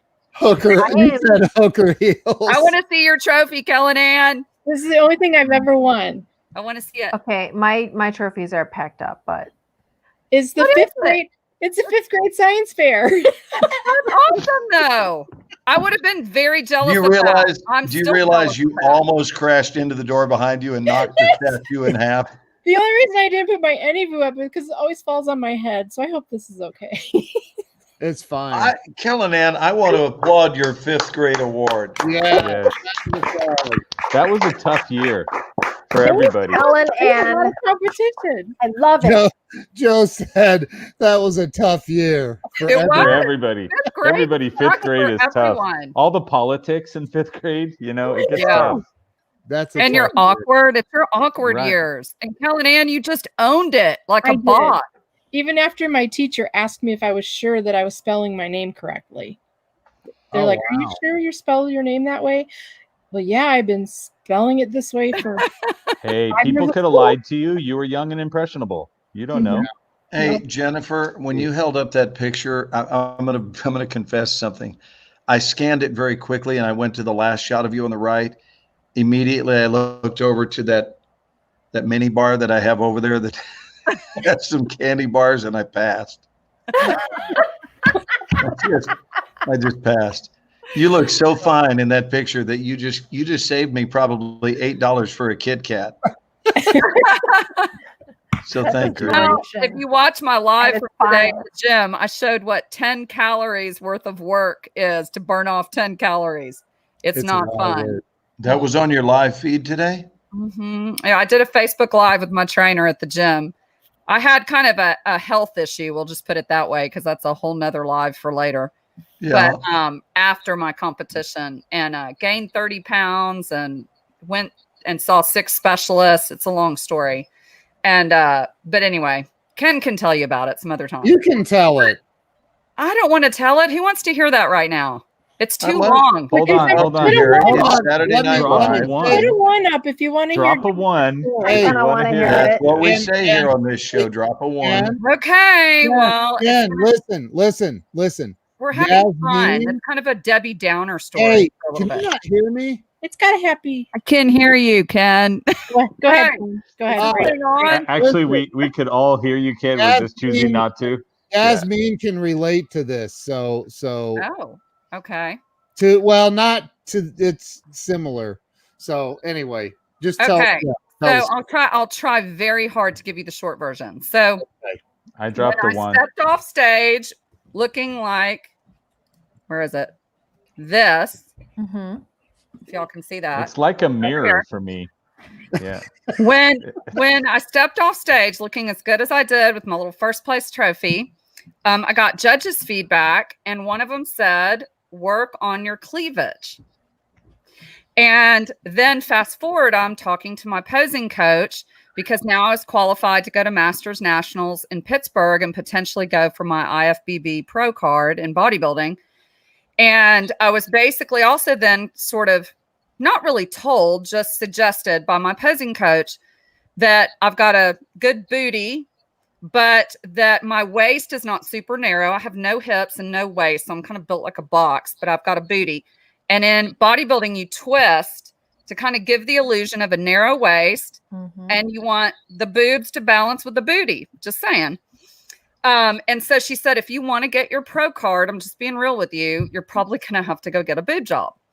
So for my 50th birthday, happy birthday to me, I went and got breast implants. Ching.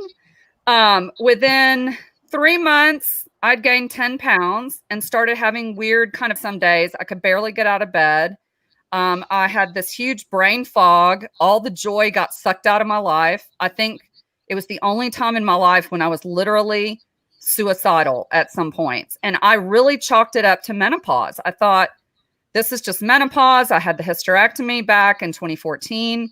And fast forward, I spent a lot of money seeing specialists because of my hysterectomy. He had left in 1 ovary on the left side, and my pain had started on the left side. I actually didn't start with my OB-GYN though. I saw 3 different chiropractors. I went through physical therapy. Then I went to my OB-GYN, paid $500 for what's called aroma test to see if I had ovarian cancer potentially. Did an ultrasound. All that was negative. Then I went to see a gastroenterologist because I'd had some issues in the past and I thought maybe it's related to that. That was all clear, but she sent me for an MRI of my pelvis. That was clear. Then I ended up getting the shingles. Like it was just compound on compound on I was just sicker than dog. Had scheduled to get my implants out finally in December of 2018, but canceled it due to the shingles. And also because I really, in the back of my mind, was thinking breast implant illness is not a real disease. There's no way. But I'd gotten inside of a group that had over 100,000 women in it with the exact same issues that I had. And between that and the girl who initially told me about breast implant illness, shout out to Wendy Ryan, I finally just said, that's it. I'm getting them out. So I got them out in January of 2019. I call it my $21,000 mistake because when it was all said and done, that's about what I spent on it. And I literally woke up from the surgery, probably 98% healed, if you want to put it that way. All my pain was gone. My brain fog was gone. Just all the different little idiosyncratic issues that I had going on were gone. In fact, I did a follow-up Facebook Live. Ken and I talked in depth about this the other day with my doctor, Dr. Clayton Molliver, who's amazing. And he had thousands and thousands of views on it. And to this day, in fact, Ken, I don't know if I shot it to you the other day, but to this day, that post that I put up on Facebook, not just the one with Dr. Molliver, but my initial post after the explant, which has now been shared over 92 times. I still get probably 1 to 2, sometimes 3 women a week reaching out to me, telling me that they've seen my story, heard my story, and have explanted because of me, or they're telling me they're considering it because they're so sick. And it was just really quite a journey. And I mean, that is the Cliff Notes because there's a lot of detail in that. But I would say to any woman out there that's listening that's had issues like that, especially autoimmune disease, things like that. I mean, MD Anderson did a 25,000 patient study looking at women with silicone breast implants and found that they were more likely to have rare cancers, autoimmune disease. It actually, that study, along with some FDA hearings in 2019, led to the recall of one particular breast implant, and now they all come with black box warnings. So it's pretty crazy. I went to the FDA hearings and everything. I am so grateful. So grateful that you're okay. As am I. Oh, I am too. And I mean, that was kind of the tough part for me, as I told Ken, because, you know, being the top earner in a health and wellness network marketing company at the time, I really couldn't be out complaining about all of my health issues. Yes, girl, it is real, Gabby. It is absolutely real. But her daughter's in that group. Her daughter's been through it. Oh, yeah. It's called healingbreastimplantillness.com. You can go to that website and find out how to access the group. But that group saved my life. My friend Wendy Ryan, who was really the one that reached out and was brave enough to tell me her story and encourage me to get more information on it. But I didn't want to believe it because I'd been a cardiovascular specialty rep in pharmaceutical sales for 15 years, which when you read my ebook, Ken, I talk a lot about that in there. But I just really didn't think it was a real illness. I really thought these women are wacky. You know, I don't know. I was just like, it's not a real deal. But I just learned it is. Huh? Are you allowed to say who the manufacturer was? Allergan.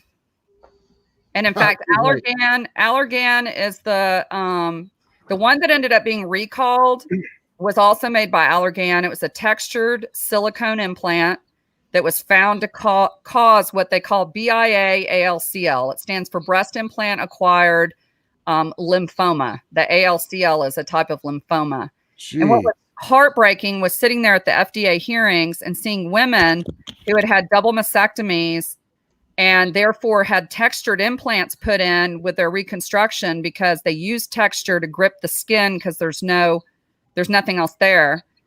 And now they were facing cancer for a second time. And in some cases, these women died.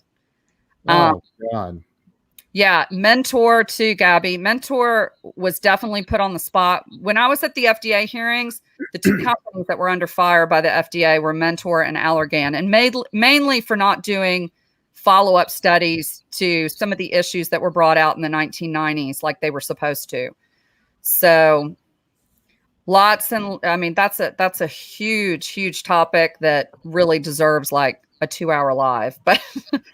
But anyway, way to put a damper on the party, Ken. No, that's our story. I want to point out that I wasn't in the comments to make inappropriate comments because I'm live on the screen, but John Bonzor was making them for me, and I'm just grateful that he's out there. He's out there lowering the expectations of the audience. So, wow. I appreciate your story, Jennifer. As having a double mastectomy, and at the advice of my doctor, my plastic surgeon, he recommended silicone. And I'm a surgical nurse, and I know the silicone versus saline debate, and we have to talk a lot of patients about it and the scare about silicone. And he was so adamant about it. So I believe I'm a Mentor manufacturer silicone implant patient. So I don't, fortunately, I don't feel really any different than pre-implant. Yeah. Not to say that I won't, but it's definitely something on the back of my mind. So I appreciate you sharing your story. And well, here's what I've got to say about that too, because this is where, it's kind of funny because Ken even said, my business coach up here in the whatever corner you're looking at here, right, left. Oh, wow, you should, build almost not a brand around it, but start a group and blah, blah, blah. And I just said, it's been tough. It's been a hard journey because with my medical and pharmaceutical background and really wanting to know the science behind it and them not really knowing what causes it, because really they still don't know. There's a lot of conjecture out there and a lot of, theories. But like even my own doctor, who's a professor at UTMB, he studied under Dr. Thomas Cronin, who is the father of the breast implant, very knowledgeable man, former Army physician. I mean, he and we felt like we were like Nancy Drew and the Hardy Boys trying to figure out what is this, He even did a full panel of blood work on me, thinking it was inflammation in the blood, maybe elevated C-reactive protein or something like that. In fact, that's part of why I canceled my first surgery is because when he got all that back, it was negative. And I was like, how can all these physicians tell me I'm so healthy and my panels are all coming back as nothing's wrong, but yet I'm in this horrible fog. I'm extremely kind of depressed. It wasn't really depressed, but just no joy, like in anything. Didn't have a lot of drive anymore. And I always used to say I felt like a sniper was shooting at me. Some days I would wake up and be in extreme pain. Other days I was fine. But to go from being where I was at in 2016 to where I was just 2 years later, there was no other explanation. And so people asked me, they said, oh, so I guess when you went through that surgery, because I did an en bloc capsulectomy after having them only 22 months, which that's pretty aggressive. That's where they take all the scar tissue capsule. I mean, my doctor, not to be TMI, but he said he was up in my right shoulder, literally scraping scar tissue off my shoulder. Wow. And my Facebook post, I buried it so it wasn't front and center in case kids were watching. But the doctor, shot a picture of what he took out of me. And that was all the scar tissue that had formed trying to fight those things after 22 months. And I'm not saying that to scare you because ironically, I have a lot of good friends who have implants and they're fine. I mean, I hate those women. I'm kidding. But I mean, I'm like, really? I mean, they have no reaction to theirs. They love theirs, whatever. But, there's a lot of theories around the silicone with all the, they make silicone out of metals, palladium, lead, cadmium. And And so some people think it's a metal allergy. Some people think that it's a genetic inflammation marker that causes you to respond. The more woo-woo people think it's because it's in your thoracic cavity and it kind of blocks that heart energy that can be measured 6 to 14 feet out of your body. There's all kinds of weird theories around it, right? So why I don't really fit in with the breast implant community that's against them is because I believe we're individually designed. And for some women, it's been a lifesaver. And for others, not so much. So would I recommend that? What's the percentage of women that actually have adverse reactions to it? You know, they don't really know because they think a lot of women suffer in silence or don't know that what they are enduring is a result of their implants. Because if you look down the list of symptoms for breast implant illness, it mimics and mirrors many autoimmune diseases. And that's what, at the FDA hearing, that's what the MD Anderson physicians, as well as world-renowned endocrinologists, were standing there talking about, is that it's difficult because a lot of women chalk it up to menopause, hormones, stress. I mean, wow. Yeah, I'm sure they're in the discovery just like you were. Yes, and just not really sure what to attribute it to. Yeah, and my whole reason, because I explained it in January, and as Ken knows, kind of the secret part of my story is that I got a really bad MRSA infection, and I had to go back in for emergency surgery a week later, which scared me to death. But I was on a plane, man, not even 2 months later to fly up to be there at the FDA hearings. And it was all because I just wanted to lean into that mic if I was given the chance and encourage physicians to at least send out a Dear Doctor letter so that women like myself didn't have to wander the medical wilderness trying to figure out what was wrong with them. Because not one physician said, maybe it's your implants. Not one. It wasn't on any questionnaire I filled out. Nothing. And many doctors think it's BS. I mean, there seems like a pretty out there. That seems like a pretty big oversight to not even have that be there as a question. Yeah. Especially looking at medical history, saying that the situation occurred and your symptoms triggered right after this, like even within 3 months. Yeah, you just look at the timeline. Right, exactly. Yeah.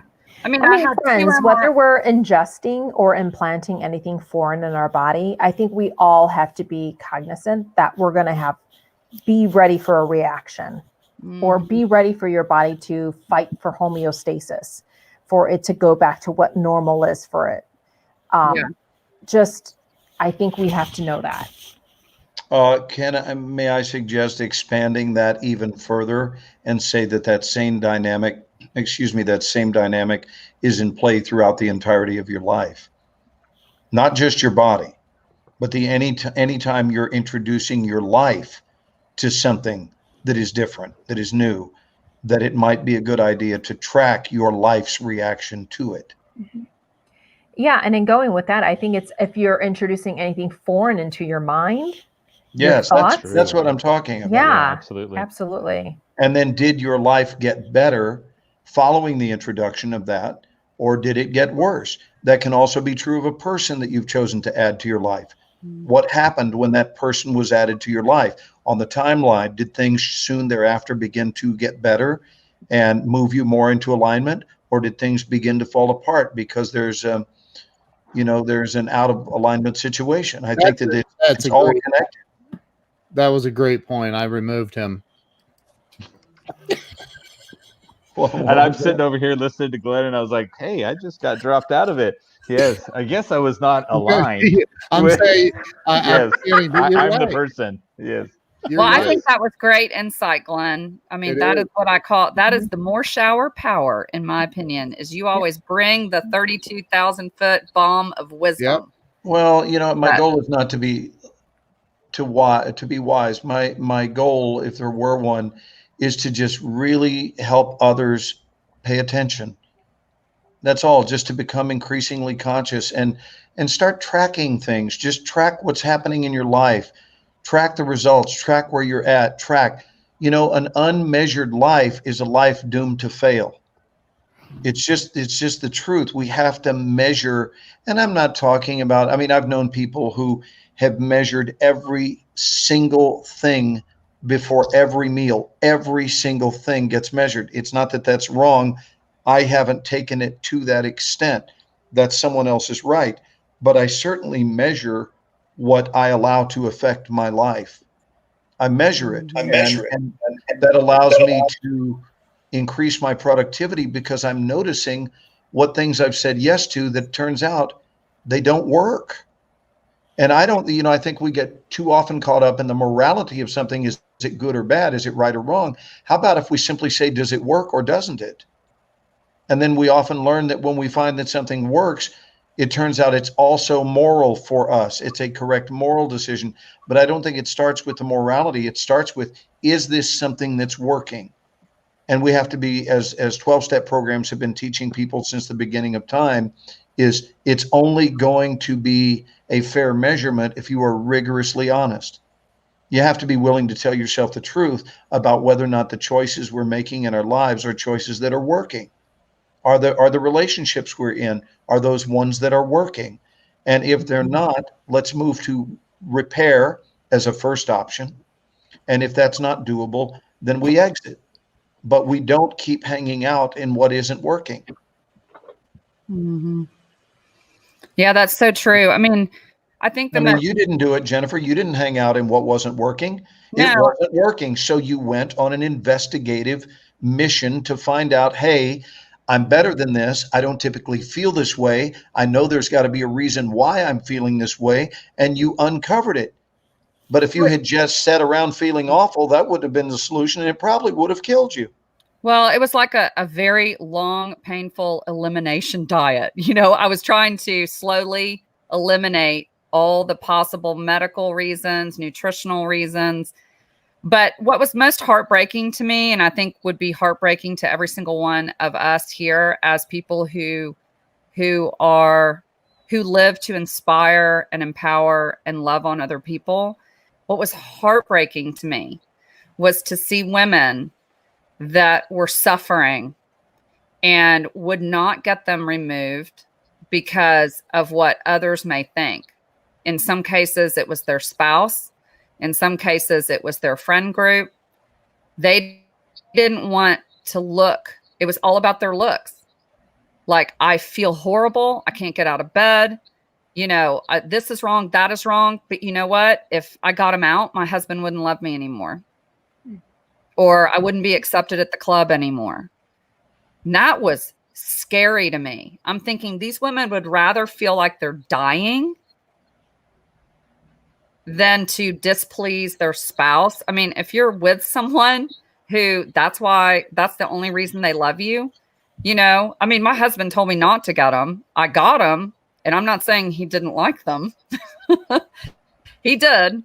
But at the end of the day, he was like, I just want you to be healthy because I love you.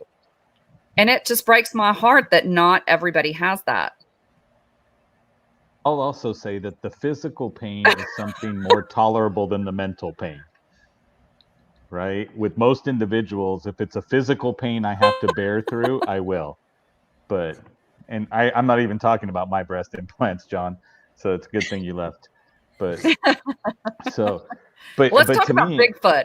Yes, that's an elusive topic. He's in Bigfoot country.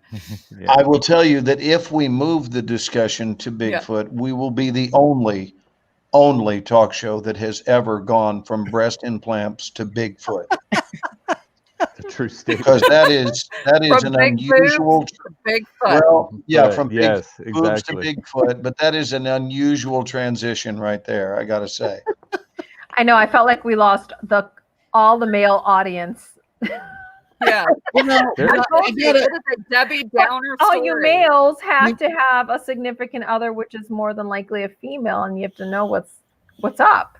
And yeah, what if there's a woman in some man's life that's having these symptoms and they hear this, see this, and go, oh, maybe it's that. But is it something that my question is it silicone that's leaking into your system? Is that what causes it? mine weren't leaking at all. I mean, I only had mine 22 months.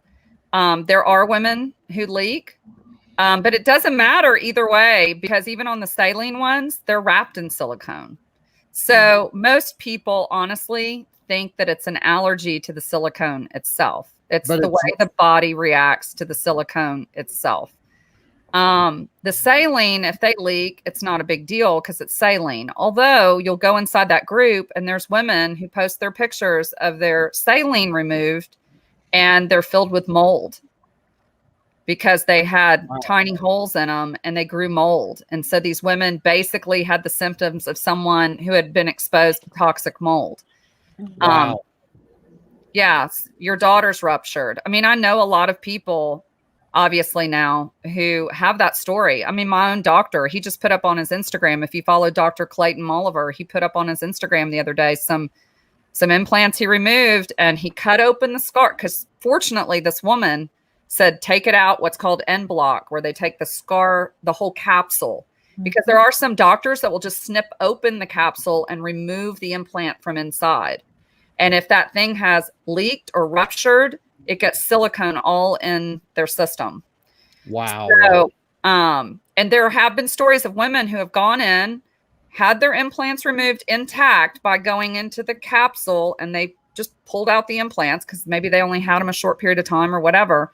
But then they ultimately go back in to have the scar capsule removed because the scar capsule continues to grow. It's kind of like women out there who may be watching, like myself. I had 3 C-sections. And I produced what's called adhesions. And some women make them, some women don't. And they don't really know why. My doctor thought it's because I had appendicitis when I was 3 and I got peritonitis from that. So they think peritonitis might have something to do with it. Who knows? But some women continue to make that scar tissue and continue to have those metal allergy type response. So yes, Donahue covered this, as did Rona Barrett. Wow.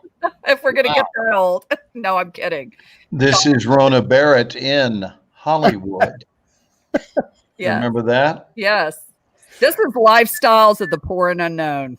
Welcome. I'm kidding. Except for Glenn. The poor and unknown. You know, Pamela. He's a big barbecue joiner here. Hey, Ken, can you highlight Pamela Aubrey's comment? I want to say something about it. Well, Pamela says, "Why is the one about me?" The other comment, the good one. Pamela says, "Why is this weird for guys when they're the ones who are typically requesting them?" And I want to say, Pamela, I want to thank you for one word that you used there, and that word is typically, because I would have had a reaction had it not been for that word, because there are those of us who would never ever make a request ever under any circumstances, because that is not where your worth is located. No. Period. And, it could be, Jennifer, something as simple as merely your life didn't want it. Your life.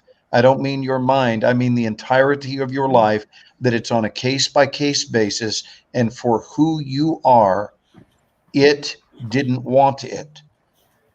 Right? Because, I mean, I don't know anything about the physical you. I didn't even know your backstory. I didn't know about those photos and so forth. And what I know is your appeal has nothing to do with that. And congratulations. I mean it, though. Congratulations on having won those awards. But you had already reached a place of enoughness with me. And what is going on in the breast department is irrelevant. That's not where your value is. And thank you for saying what you said, Pamela, because maybe typically that's so, but please don't ever make the generalization, any of you women, that's just how guys are or whatever, because some of us don't look at life through that lens, and it is not ever how we would find someone's value, ever. Well, I feel very blessed and lucky to be in that category with my husband, but, I mean, my whole viewpoint on it in general is that, they're not necessarily all bad because, and it's not always guys requesting it. There are women who just want to feel. I understand, but so I hate for the guys to get bashed in all of this because I think there's so much. We can take it. Yeah, guys do things, I don't know what, but there's a lot out there now that guys are doing. Yeah, just ask Joe. He knows. Yeah, Joe. What do you think I would have said? Yes, it's a potato in my bucket. What do you think I would have said to my wife if she had said, I'll sure love you more if you can go get some hair, like the hair you used to have? Right. I've seen your hat, Glenn. But now that the hair you used to have has gone, you sure don't seem to have the value you once had.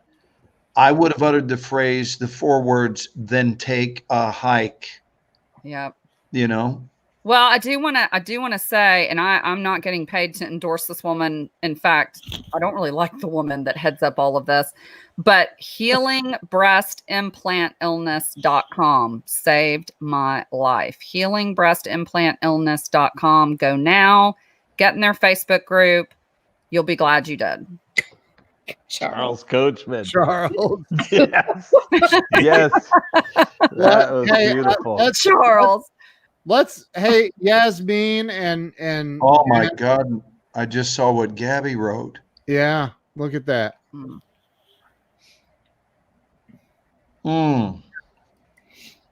That's it's real. It's real. I heard so many stories like that, and it's sad. It's so sad to me. Leanne said my husband never accepted the fact that mine were gone was the beginning of the end, and we ended up divorcing.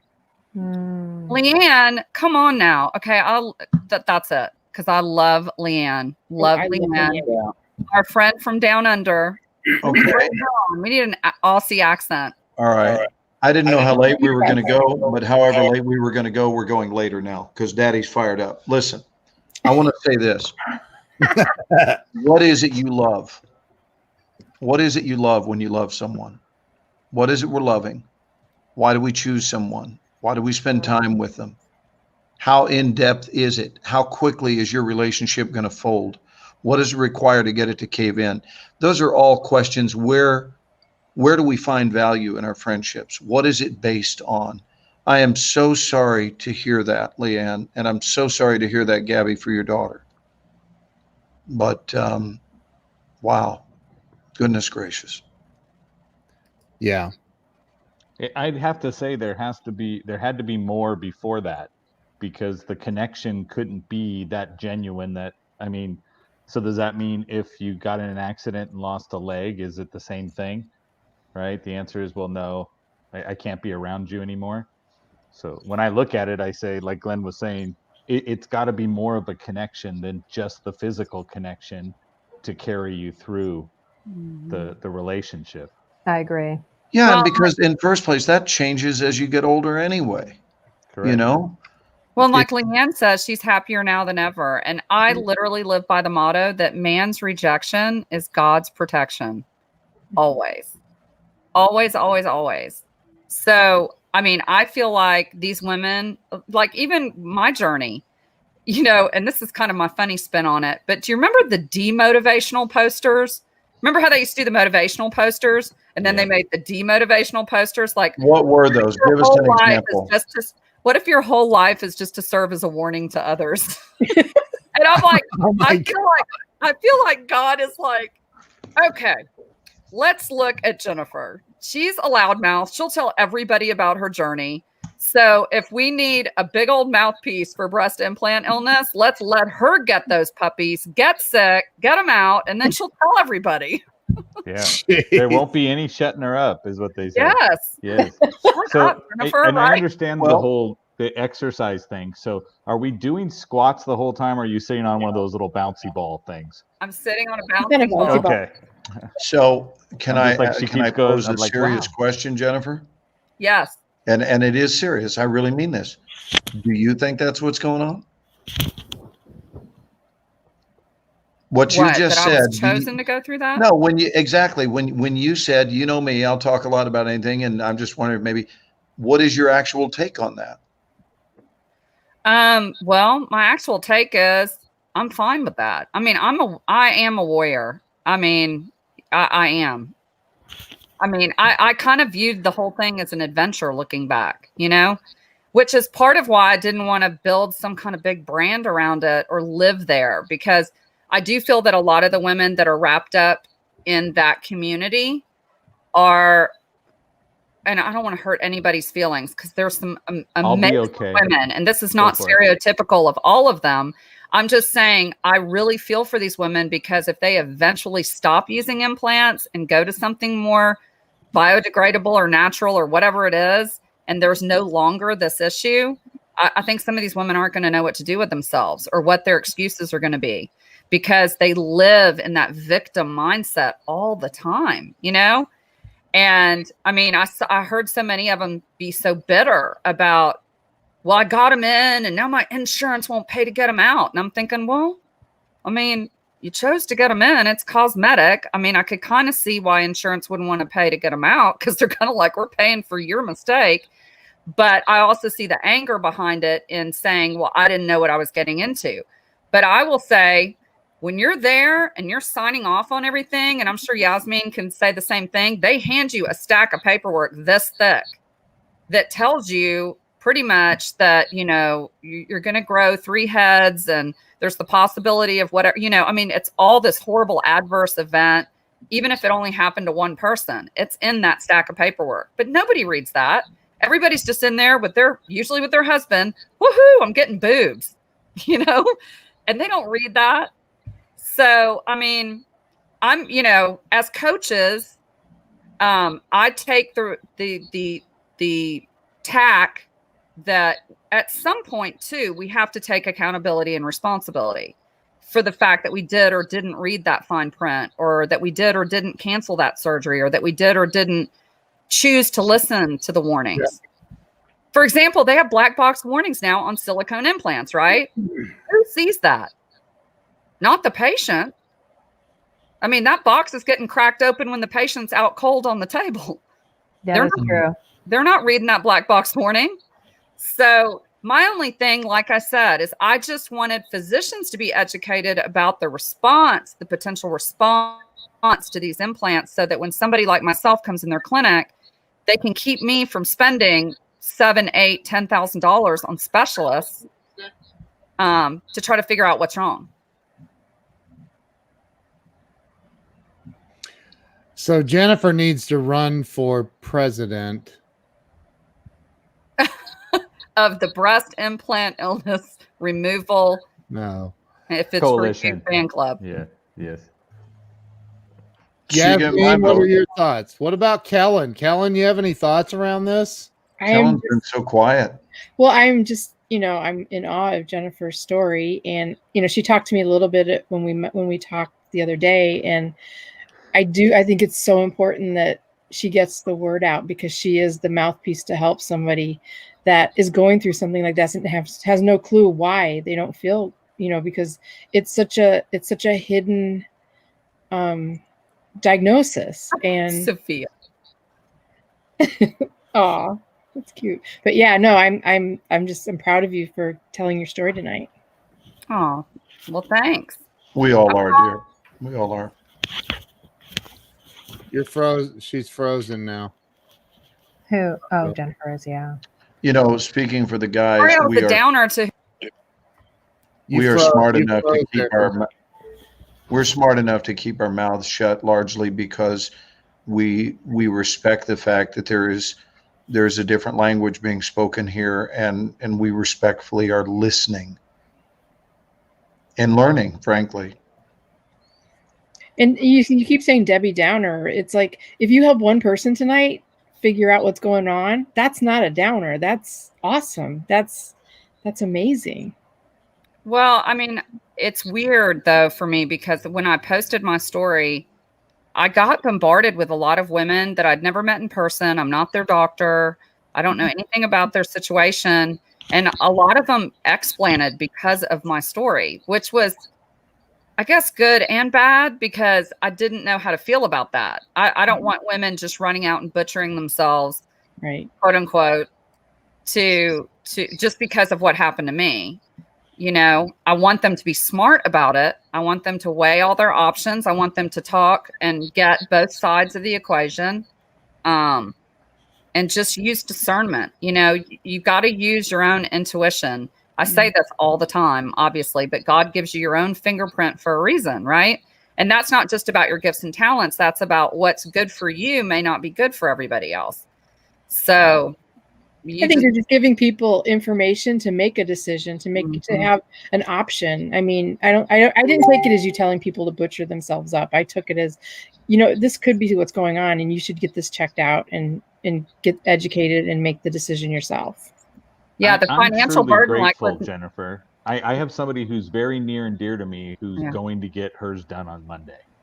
Oh, wow. And I now have an education beyond, right, what her desire was to go get them. So to me, I look and I go, if I see any signs going the wrong way, I've already been given the roadmap and the signals. So I thank you for sharing the story. Oh, well, there are other options out there. I mean, Karen, I saw your comment, and I know Yasmin, what you just said. I know you've already gotten the implants, and I hope none of this, scares you, because if you're not having a reaction, you probably won't, and you'll be fine. And there's plenty of women that have had them and will have them for a long time. But there's other options. You can do fat transfer. I even saw an article recently that there were some physicians at Stanford that had come up with some sort of biological, I don't know. Don't ask me to talk in depth about it, but it's something that's more all natural, that uses your own cells and things like that. And so I think they're working on it, and I don't think it'll be forever, but it is a shame because it's a lot of how we identify as women, right? We all want to be Jessica Rabbit. I do identify. I do identify as women. So, that's why I had 2 ribs. I took 2 ribs out, so it made me look slimmer. So, but I think it's if you see something, say something, right? And if you find a collective group that are feeling and seeing something, and being able to say something about it, so that the rest don't suffer, or there needs to be a change in how we're doing things because what we're doing is not working, needs to be said and needs to be heard. So thank you for bringing that up, and thank you for bringing it to the attention, and that I can be informed and that I can know what the pros and cons of having implants are. And, I have them in for now, but I don't think I'll have them in forever, to be honest. And, cancer came so fast and so quick. I had to make a choice, and I felt like, gosh. Yasmin, I would have made the same choice though, girl. I would have. I don't know. Like, part of me is just wanted who I was back. Yeah. With improvement. There's nothing wrong with that. That's not narcissistic or self-serving. That's just right. But I'm a person that embraces all my faults and the goodness of myself. And I felt like I wasn't being true. I mean, I could have had, when I won Mrs. Minnesota, I could have had a breast implant for free. Like, that was one of my my prizes of winning. And scary. I didn't do it because that's not what I'm about. Like, I'm not interested in that. I have worked for plastic surgeon for years. I could have had boobs for free for 6 years, 7 years. It's not something I ever wanted. But when I got saddled with, listen, it's probably best we lock the whole thing off. Well, then I said, take both of them. But Jesus, now I'm going to be completely flat chested at this point because I was all about taking them both off. Then I was, and listen, I mean, when you have cancer, they want to get it out fast. So you have to make a choice. And I was like, I mean, I really was playing with it and toying with it and frustrated and just, okay, let's do it. Like, and I wanted saline versus silicone and, anyway. Well, it doesn't, I mean, at the end of the day, I mean, your reasoning for getting them, in my opinion, is much more honorable than my reasoning for getting them, which was to say, booyah to 50, try to win another bikini contest. And really, at the end of the day, it was just through my bikini bodybuilding. I mean, literally, as much as I can blame the posing coach or blame the judge's feedback, it was also just losing 25 pounds. And when a woman loses weight, she loses it in her boobs. I mean, I look like something out of National Geographic, like a 12-year-old little girl, basically. And when we would go to tan, like at Masters Nationals, and Joe will say something inappropriate about this, but it's a bunch of naked women bodybuilders standing in this room that they've taped off with, a hotel room that they've taped off with sheets and plastic. And we're all naked right next to each other while these people spray tan you with 3 coats of spray tan. So you're staring at these women completely naked in the best shape of their life. And the majority of them have boob jobs and they look amazing. They're like works of art, right? I mean, you guys know, and so as a woman, I'm standing there like, whew, and I'm about to be 50. I need a boob job. I mean, I had no excuse. I wasn't cancer. It wasn't anything. It was like, sign me up, So, you kind of feel stupid after the fact. I'm sorry. I'm still stuck in the spray tan room. Did you say something after that? Yes. No. I'm on monster.com. So in the pageant world, applications. We hop in the shower and someone sprays us in the shower stall. Yeah. And then the maid will come in and be like, why is my shower brown? Yeah. Why is the shower brown? They sprayed us in hotel rooms, and then we had to wear black pajamas and bring our own black sheets to the hotel to sleep on the day before the competition. I had 3 coats of spray tan. It's pronounced Morshower, not brown shower. Brown shower. Just want to clarify. But I'm thinking that's a Dr. Seuss book waiting to happen. Right? More shower, brown shower. Could also be a triple X-rated movie at this point with the spray tanning and the naked. This is why Jennifer and I get along. Oh my God. It's the only Dr. Seuss book that reads best at 10, 2, and 4. That was a Dr. Pepper reference. Thank you so much. Tip your waitress. He's here all week. Thank you. What, are you watching TV? I'm watching this TV, this show right here. Well, he's looking. I know he's looking up. I'm looking up at the score because it's the 9th inning, the bottom of the 9th. Oh, so he is watching TV. The answer is yes, Ken. But I'm not watching it. I'm here and listening. But I looked up to see because my Dodgers are winning by 1 run at this point, and there's a half an inning left. It's okay. Glenn, the answer is yes. Joe, I blame you for my good friend Sophia Stavron down there. I just loved her comment right now, and I was like, yes, I'm projecting. I'm projecting. Yes. You made my Greek goddess get all nasty. Did Sophia really just say golden shower? Yes. If I was Ken, I'd be pissed right now. Thank you. Thank you. Hilarious. Oh my God. Ken, are you pissed? Okay. Here's the thing. The sensitivity of implant diseases followed by a reference to a golden shower. That's the Ken and Glenn show right there. Showers. Yeah. Brown showers. That's the Ken and Glenn show. We had more showers and golden. Yes. And Bigfoot. Let's go back to Bigfoot. And if this show were on Thanksgiving or Christmas Eve, it wouldn't change a thing. It would be the same way. That's true. Springer show. That's true. Do we know anything? Score now, Glenn. I saw you looking. What's the score? Just tell us. No, it's 7-6 in the bottom of the 9th with 1 out, and the Rays are up to bat. So if they don't score a run in the next 2 outs, the Dodgers will be ahead 3-1 in the World Series. And we know that no team in history has come back from a 3-game deficit except maybe Boston the one time they won. Yeah, and they were down 3-0 and won 4 straight. That was incredible. That was pretty good trivia thing for a guy who doesn't follow sports. But it's the one thing I can contribute. I cannot put Robert Brooker's comment up on screen. I'm sorry. Kellyanne, it's nice to attach a face to the name, dear. I'm glad that you jumped on with us so we could see you. I'm so excited to be on with you guys. I love you all. Well, thank you, dear. Robert Brooker said he was a butt guy up there, and yeah, he did. Believe it or not, sometimes they put in silicone breast implants for Brazilian butt lifts. And there were women at the FDA hearing that were there to complain about their Brazilian butt illness. Right. They're the ones that sit really tall in the chair. They're the ones that are always this much taller than the armrests. Yeah. Yeah, that's what I'm sitting on right now. Is a Brazilian right, the Brazilian butt lift. Deep fly ball to center field and snagged. 2 outs. 2 outs now. 2 outs. 2 outs. Oh, Ken, my shirt came today. My capitalism shirt. Oh, did it? Where's mine? Mine hasn't shown up. Oh, you got one of the Jeffrey Gittimer red shirts?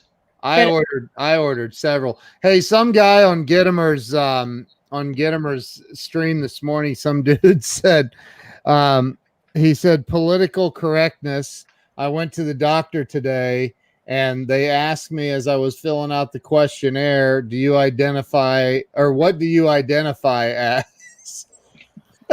He said, I'm never going back. Like, what? I went to my doctor and they had me fill out new paperwork or something. And he said, what do you identify as? Okay, so let's talk about that topic for a minute, because it used to be male or female and it was 2 boxes and it was fairly simple. Now we've got like 19 boxes. Yeah, you guys want to talk about that? I do want to talk about this, because here's what I don't get. So when I was having my children all those years ago in the 1990s, early 2000s, there was no gender reveal. Now there's gender reveals, but yet we can't talk about gender. Yeah. Right. You should wait until the child's 8. I like that. You can't do a gender reveal till they're 8 and they're old enough to decide what gender they're going to be. Don't get me started on that. Did you guys hear that? Everybody new to Atlanta, I have to establish myself with so many doctors, so many schools, so many forms, all this. It is insane. It's male, female, and there are like 2 more options after that. No, there's not. Yeah. For your there's kind of male and kind of female are the other 2 boxes. For your children? Yeah. And myself, yes. What are the other options? I'm trying to think off the top of my head. It's kind of male. Foghorn Leghorn. Foghorn Leghorn. Scooby-Doo. Or you identify as a rooster. Yeah, it's a gender like 4 boxes to. Karen said it. Karen said non-binary. Non-binary. There it is. What is that? Yeah. It's the opposite of binary. Do you remember when it said Thank you, Joe. The great Joe Ingram, the great clarifier on the planet today. What in the world is non-binary? Holy Mother of God! What? Aren't you supposed to yell at your little Alexa box, Ken, to ask the question? No, I'm not asking her that. I don't even want to be on record. Oh, yep. Robert Brooker said it too. Asexual or pansexual. What? Let me offer this quick update. The count is 1 and 2 now. 1 and 2. Bottom of the 9th, 2 outs. The count is 1 and 2. 1 in binary, 1 in binary, and 1 in non-binary. Back into the windup. He comes back. He throws it over the plate. He's back in the windup. Here we go. Don't you remember when you used to fill out the forms at the doctor's office? It said sex and it said male, female. Yes or no. All you needed was yes. You just needed yes as a box. Right. I know, but doctors got in trouble for that. Yeah. You marked yes, so we did. Yeah. Yeah. I was a pharmaceutical rep for 15 years. Saw a lot of that. Can I issue at this time my second of my 4 pet peeves? Uh-oh. And now live to Glenn Morshower at the Dodger game. Cardboard fans. People. Are you kidding me? Oh, I know. I was going to say, is the crowd wild right now? What are cardboard? Are you kidding me? No. Glenn, for $99, you can pay to have a cardboard cutout of you put into the stands. Yes. No, there are cardboard fans in the friggin' stands. Somebody did one of Bernie, right? From Weekend at Bernie's. I mean, we understand. They had him behind home plate. Yeah. They are allowing fans into to the World Series. There are. I mean, it's limited because of social distancing, but there are several fans I'm looking at. Every time they say the crowd is on fire, I'm like, is it friggin' real? Cardboard. And what are we? Oh, is this it?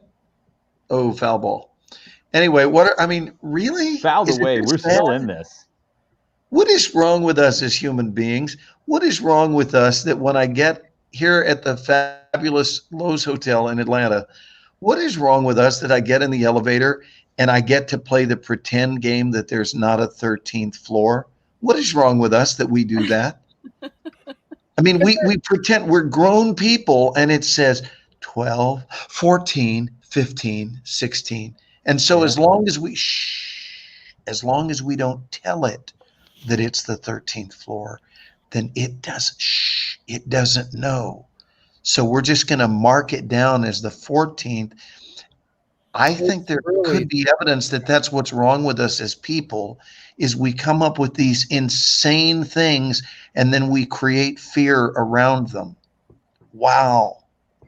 Cardboard cutouts and no 13th floor. Really? We know they're not real fans. We can see it. Not one of them has gotten up to have a beer. How about this? I walk into Skyline Chili for lunch today. Yes, I went to Skyline to celebrate my vote. Congratulations. Skyline Chili, if you've never had it, you've missed out on life. I'm just going to don't read the ingredients. Don't go to Cincinnati without having it. It's there. Anyway, so I walk in, and as soon as I walk, I see the sign "mask required." I'm like, bite me. I walk in, and very first thing, the chick way back across the restaurant goes, "Sir, do you have a mask?" And I go, "Nope, I can't wear them." She goes, "Okay, just go over there and have a seat." I'm like, it was 4 steps from where I was standing. I mean, it's like a diner. These places are like little diners. And there's but you were standing. One other couple there, and there's nobody else around me, just the people in the open kitchen area. And I'm like, we went over this the other night, Ken. Ken, you know how viruses are transmitted, Ken, right? Right. It's all based on height. And when you sit down at the table, you're lower, right? Well, there has not been any midgets diagnosed with COVID. I did have, because of the altitude. I did have a mask that I. Wait a minute. Whoa. My buddy in a mask? I did. What? Ken has a mask. Because it was the only way I could vote to get rid of these damn things. So I bought one. And this is how I went into the voting. You bought a mask to vote masks out of all? I know. Exactly. Well, that better be what you share on That's Just Wrong tomorrow. I went in just like this. Nice. I did. By the way, the Tampa Bay hitter got on base. There are now 2 men on base. Uh-oh. New batter up. The count is 1-2. I feel a home run coming on. And he doesn't need a home run. Any run to the outfield, any hit to the outfield will score a run. A single will score a run. First and second? They got runners at first and second. Okay. And they're all taking big runs. And you need like another box with the game on. With the game in it. Yeah. Like the 7th person. Whoa, he just hit it. He just hit it. And he fouled, and they just scored the run. So we can follow Glenn doing the audibles. They got the guy to run down. Clearly, we need another box. They just won the game. They just won the game. Tampa Bay just won the game. Wow. Oh my gosh, was this an insane? My family's sad. Oh my gosh. I would really want to point out that everybody here is just as excited as a cardboard cutout right now. They had an error. They hit the ball in the outfield. The guy on second base runs to score. The guy muffles the ball in the outfield and can't get it in time, and the guy slides into home plate. Wow. Woo. They lost the bottom of the ninth. Wow. Okay. Right. Next topic. So it's 2-2 in the World Series. And you should have read out loud the Dr. Seuss I sent you today about masks. Oh God, yes. You texted me that, didn't you? Yeah, it says I will not wear it on my face. I will not wear it any place. I will not wear it to get in. I will not wear it on my chin. I will not wear it on my ear, and I will not wear it out of fear. I will not wear your stupid mask. I will not wear it, so do not ask.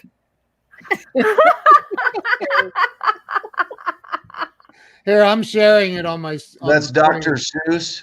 Oh my God. Yeah, he came out of retirement to make it. There it is. I still think the last line should have said "kiss my something." Yeah. I think it would have rolled better. Yeah. Kiss my ass. Yeah. Exactly. That's hilarious. Mm. Yeah, that was good. So I think we're topicked out. We've been on So for let's go 2 tonight. hours. I know, you guys, 2 hours and 40 minutes. Holy cow. Yeah. Well, it's only 11:30 here, so only 9:21 here. Atlanta. 9:21. 9 o'clock over here for us. What time is it? Communists. Down under. What time is it in Australia? It is they're somewhere in the day. 14 or 15 hours ahead of us. Whoops! Oh, wow. I was right back in the tanning room again. Sorry. I'm back. All night in my sleep, I'm just going to be doing this. Jennifer and turn. Yeah. Jennifer and Kellyanne and Joe and Yasmin, thank you all for blessing us with the gift of your time. Oh, thank you. The only thing we wake up with less of every day. It is an irretrievable gift. Thank you for your generosity. We love you. Thank you. Thanks for having me. Oh, we love y'all. And reciprocated. Thank you so much. And to our beloved audience who stays with us all the time. Oh, it's 3 p.m. So many people that watch the Ken and Glenn show. And we will be back tomorrow night, just so you know, with a guy named Scott. That'll be at 8 Eastern, 7 Central, 6 Mountain, and 5 p.m. on the West Coast. Dude, look at this. Take us out with a video tonight, would you? Look, Scott sent me 3 of his books today. Oh, wow. Nice. Yeah. I'm Speaking reading of that books, last one. Ken, read my ebook. I will. Not tonight. It's 12:30. Jennifer, just so you know, once again, I want to remind you, I got your back. Oh, thank you. I was in Big Brother protective mode last night. Oh, yeah. That's awesome. Yeah. Yasmin was there. I was. Yeah. Yes. Yeah, it was brutal. That was a little brutal for me. Yeah. It was still good. It was awesome. And she was right with me. But, oh, wow. Poor Mark. Mark's going to live through it. He's a big boy. Take us Mark. out with our video, Keno. All right. Thank you to everybody who's watched and shared this out. To all of our guests that came on tonight, thank you to all of you for being here. Don't anybody leave. We'll have an after show meeting. We'll see you guys tomorrow night on the Ken and Glenn show with a guy named Scott, 8 p.m. Eastern, 5 p.m. Pacific. Peace out. Bye.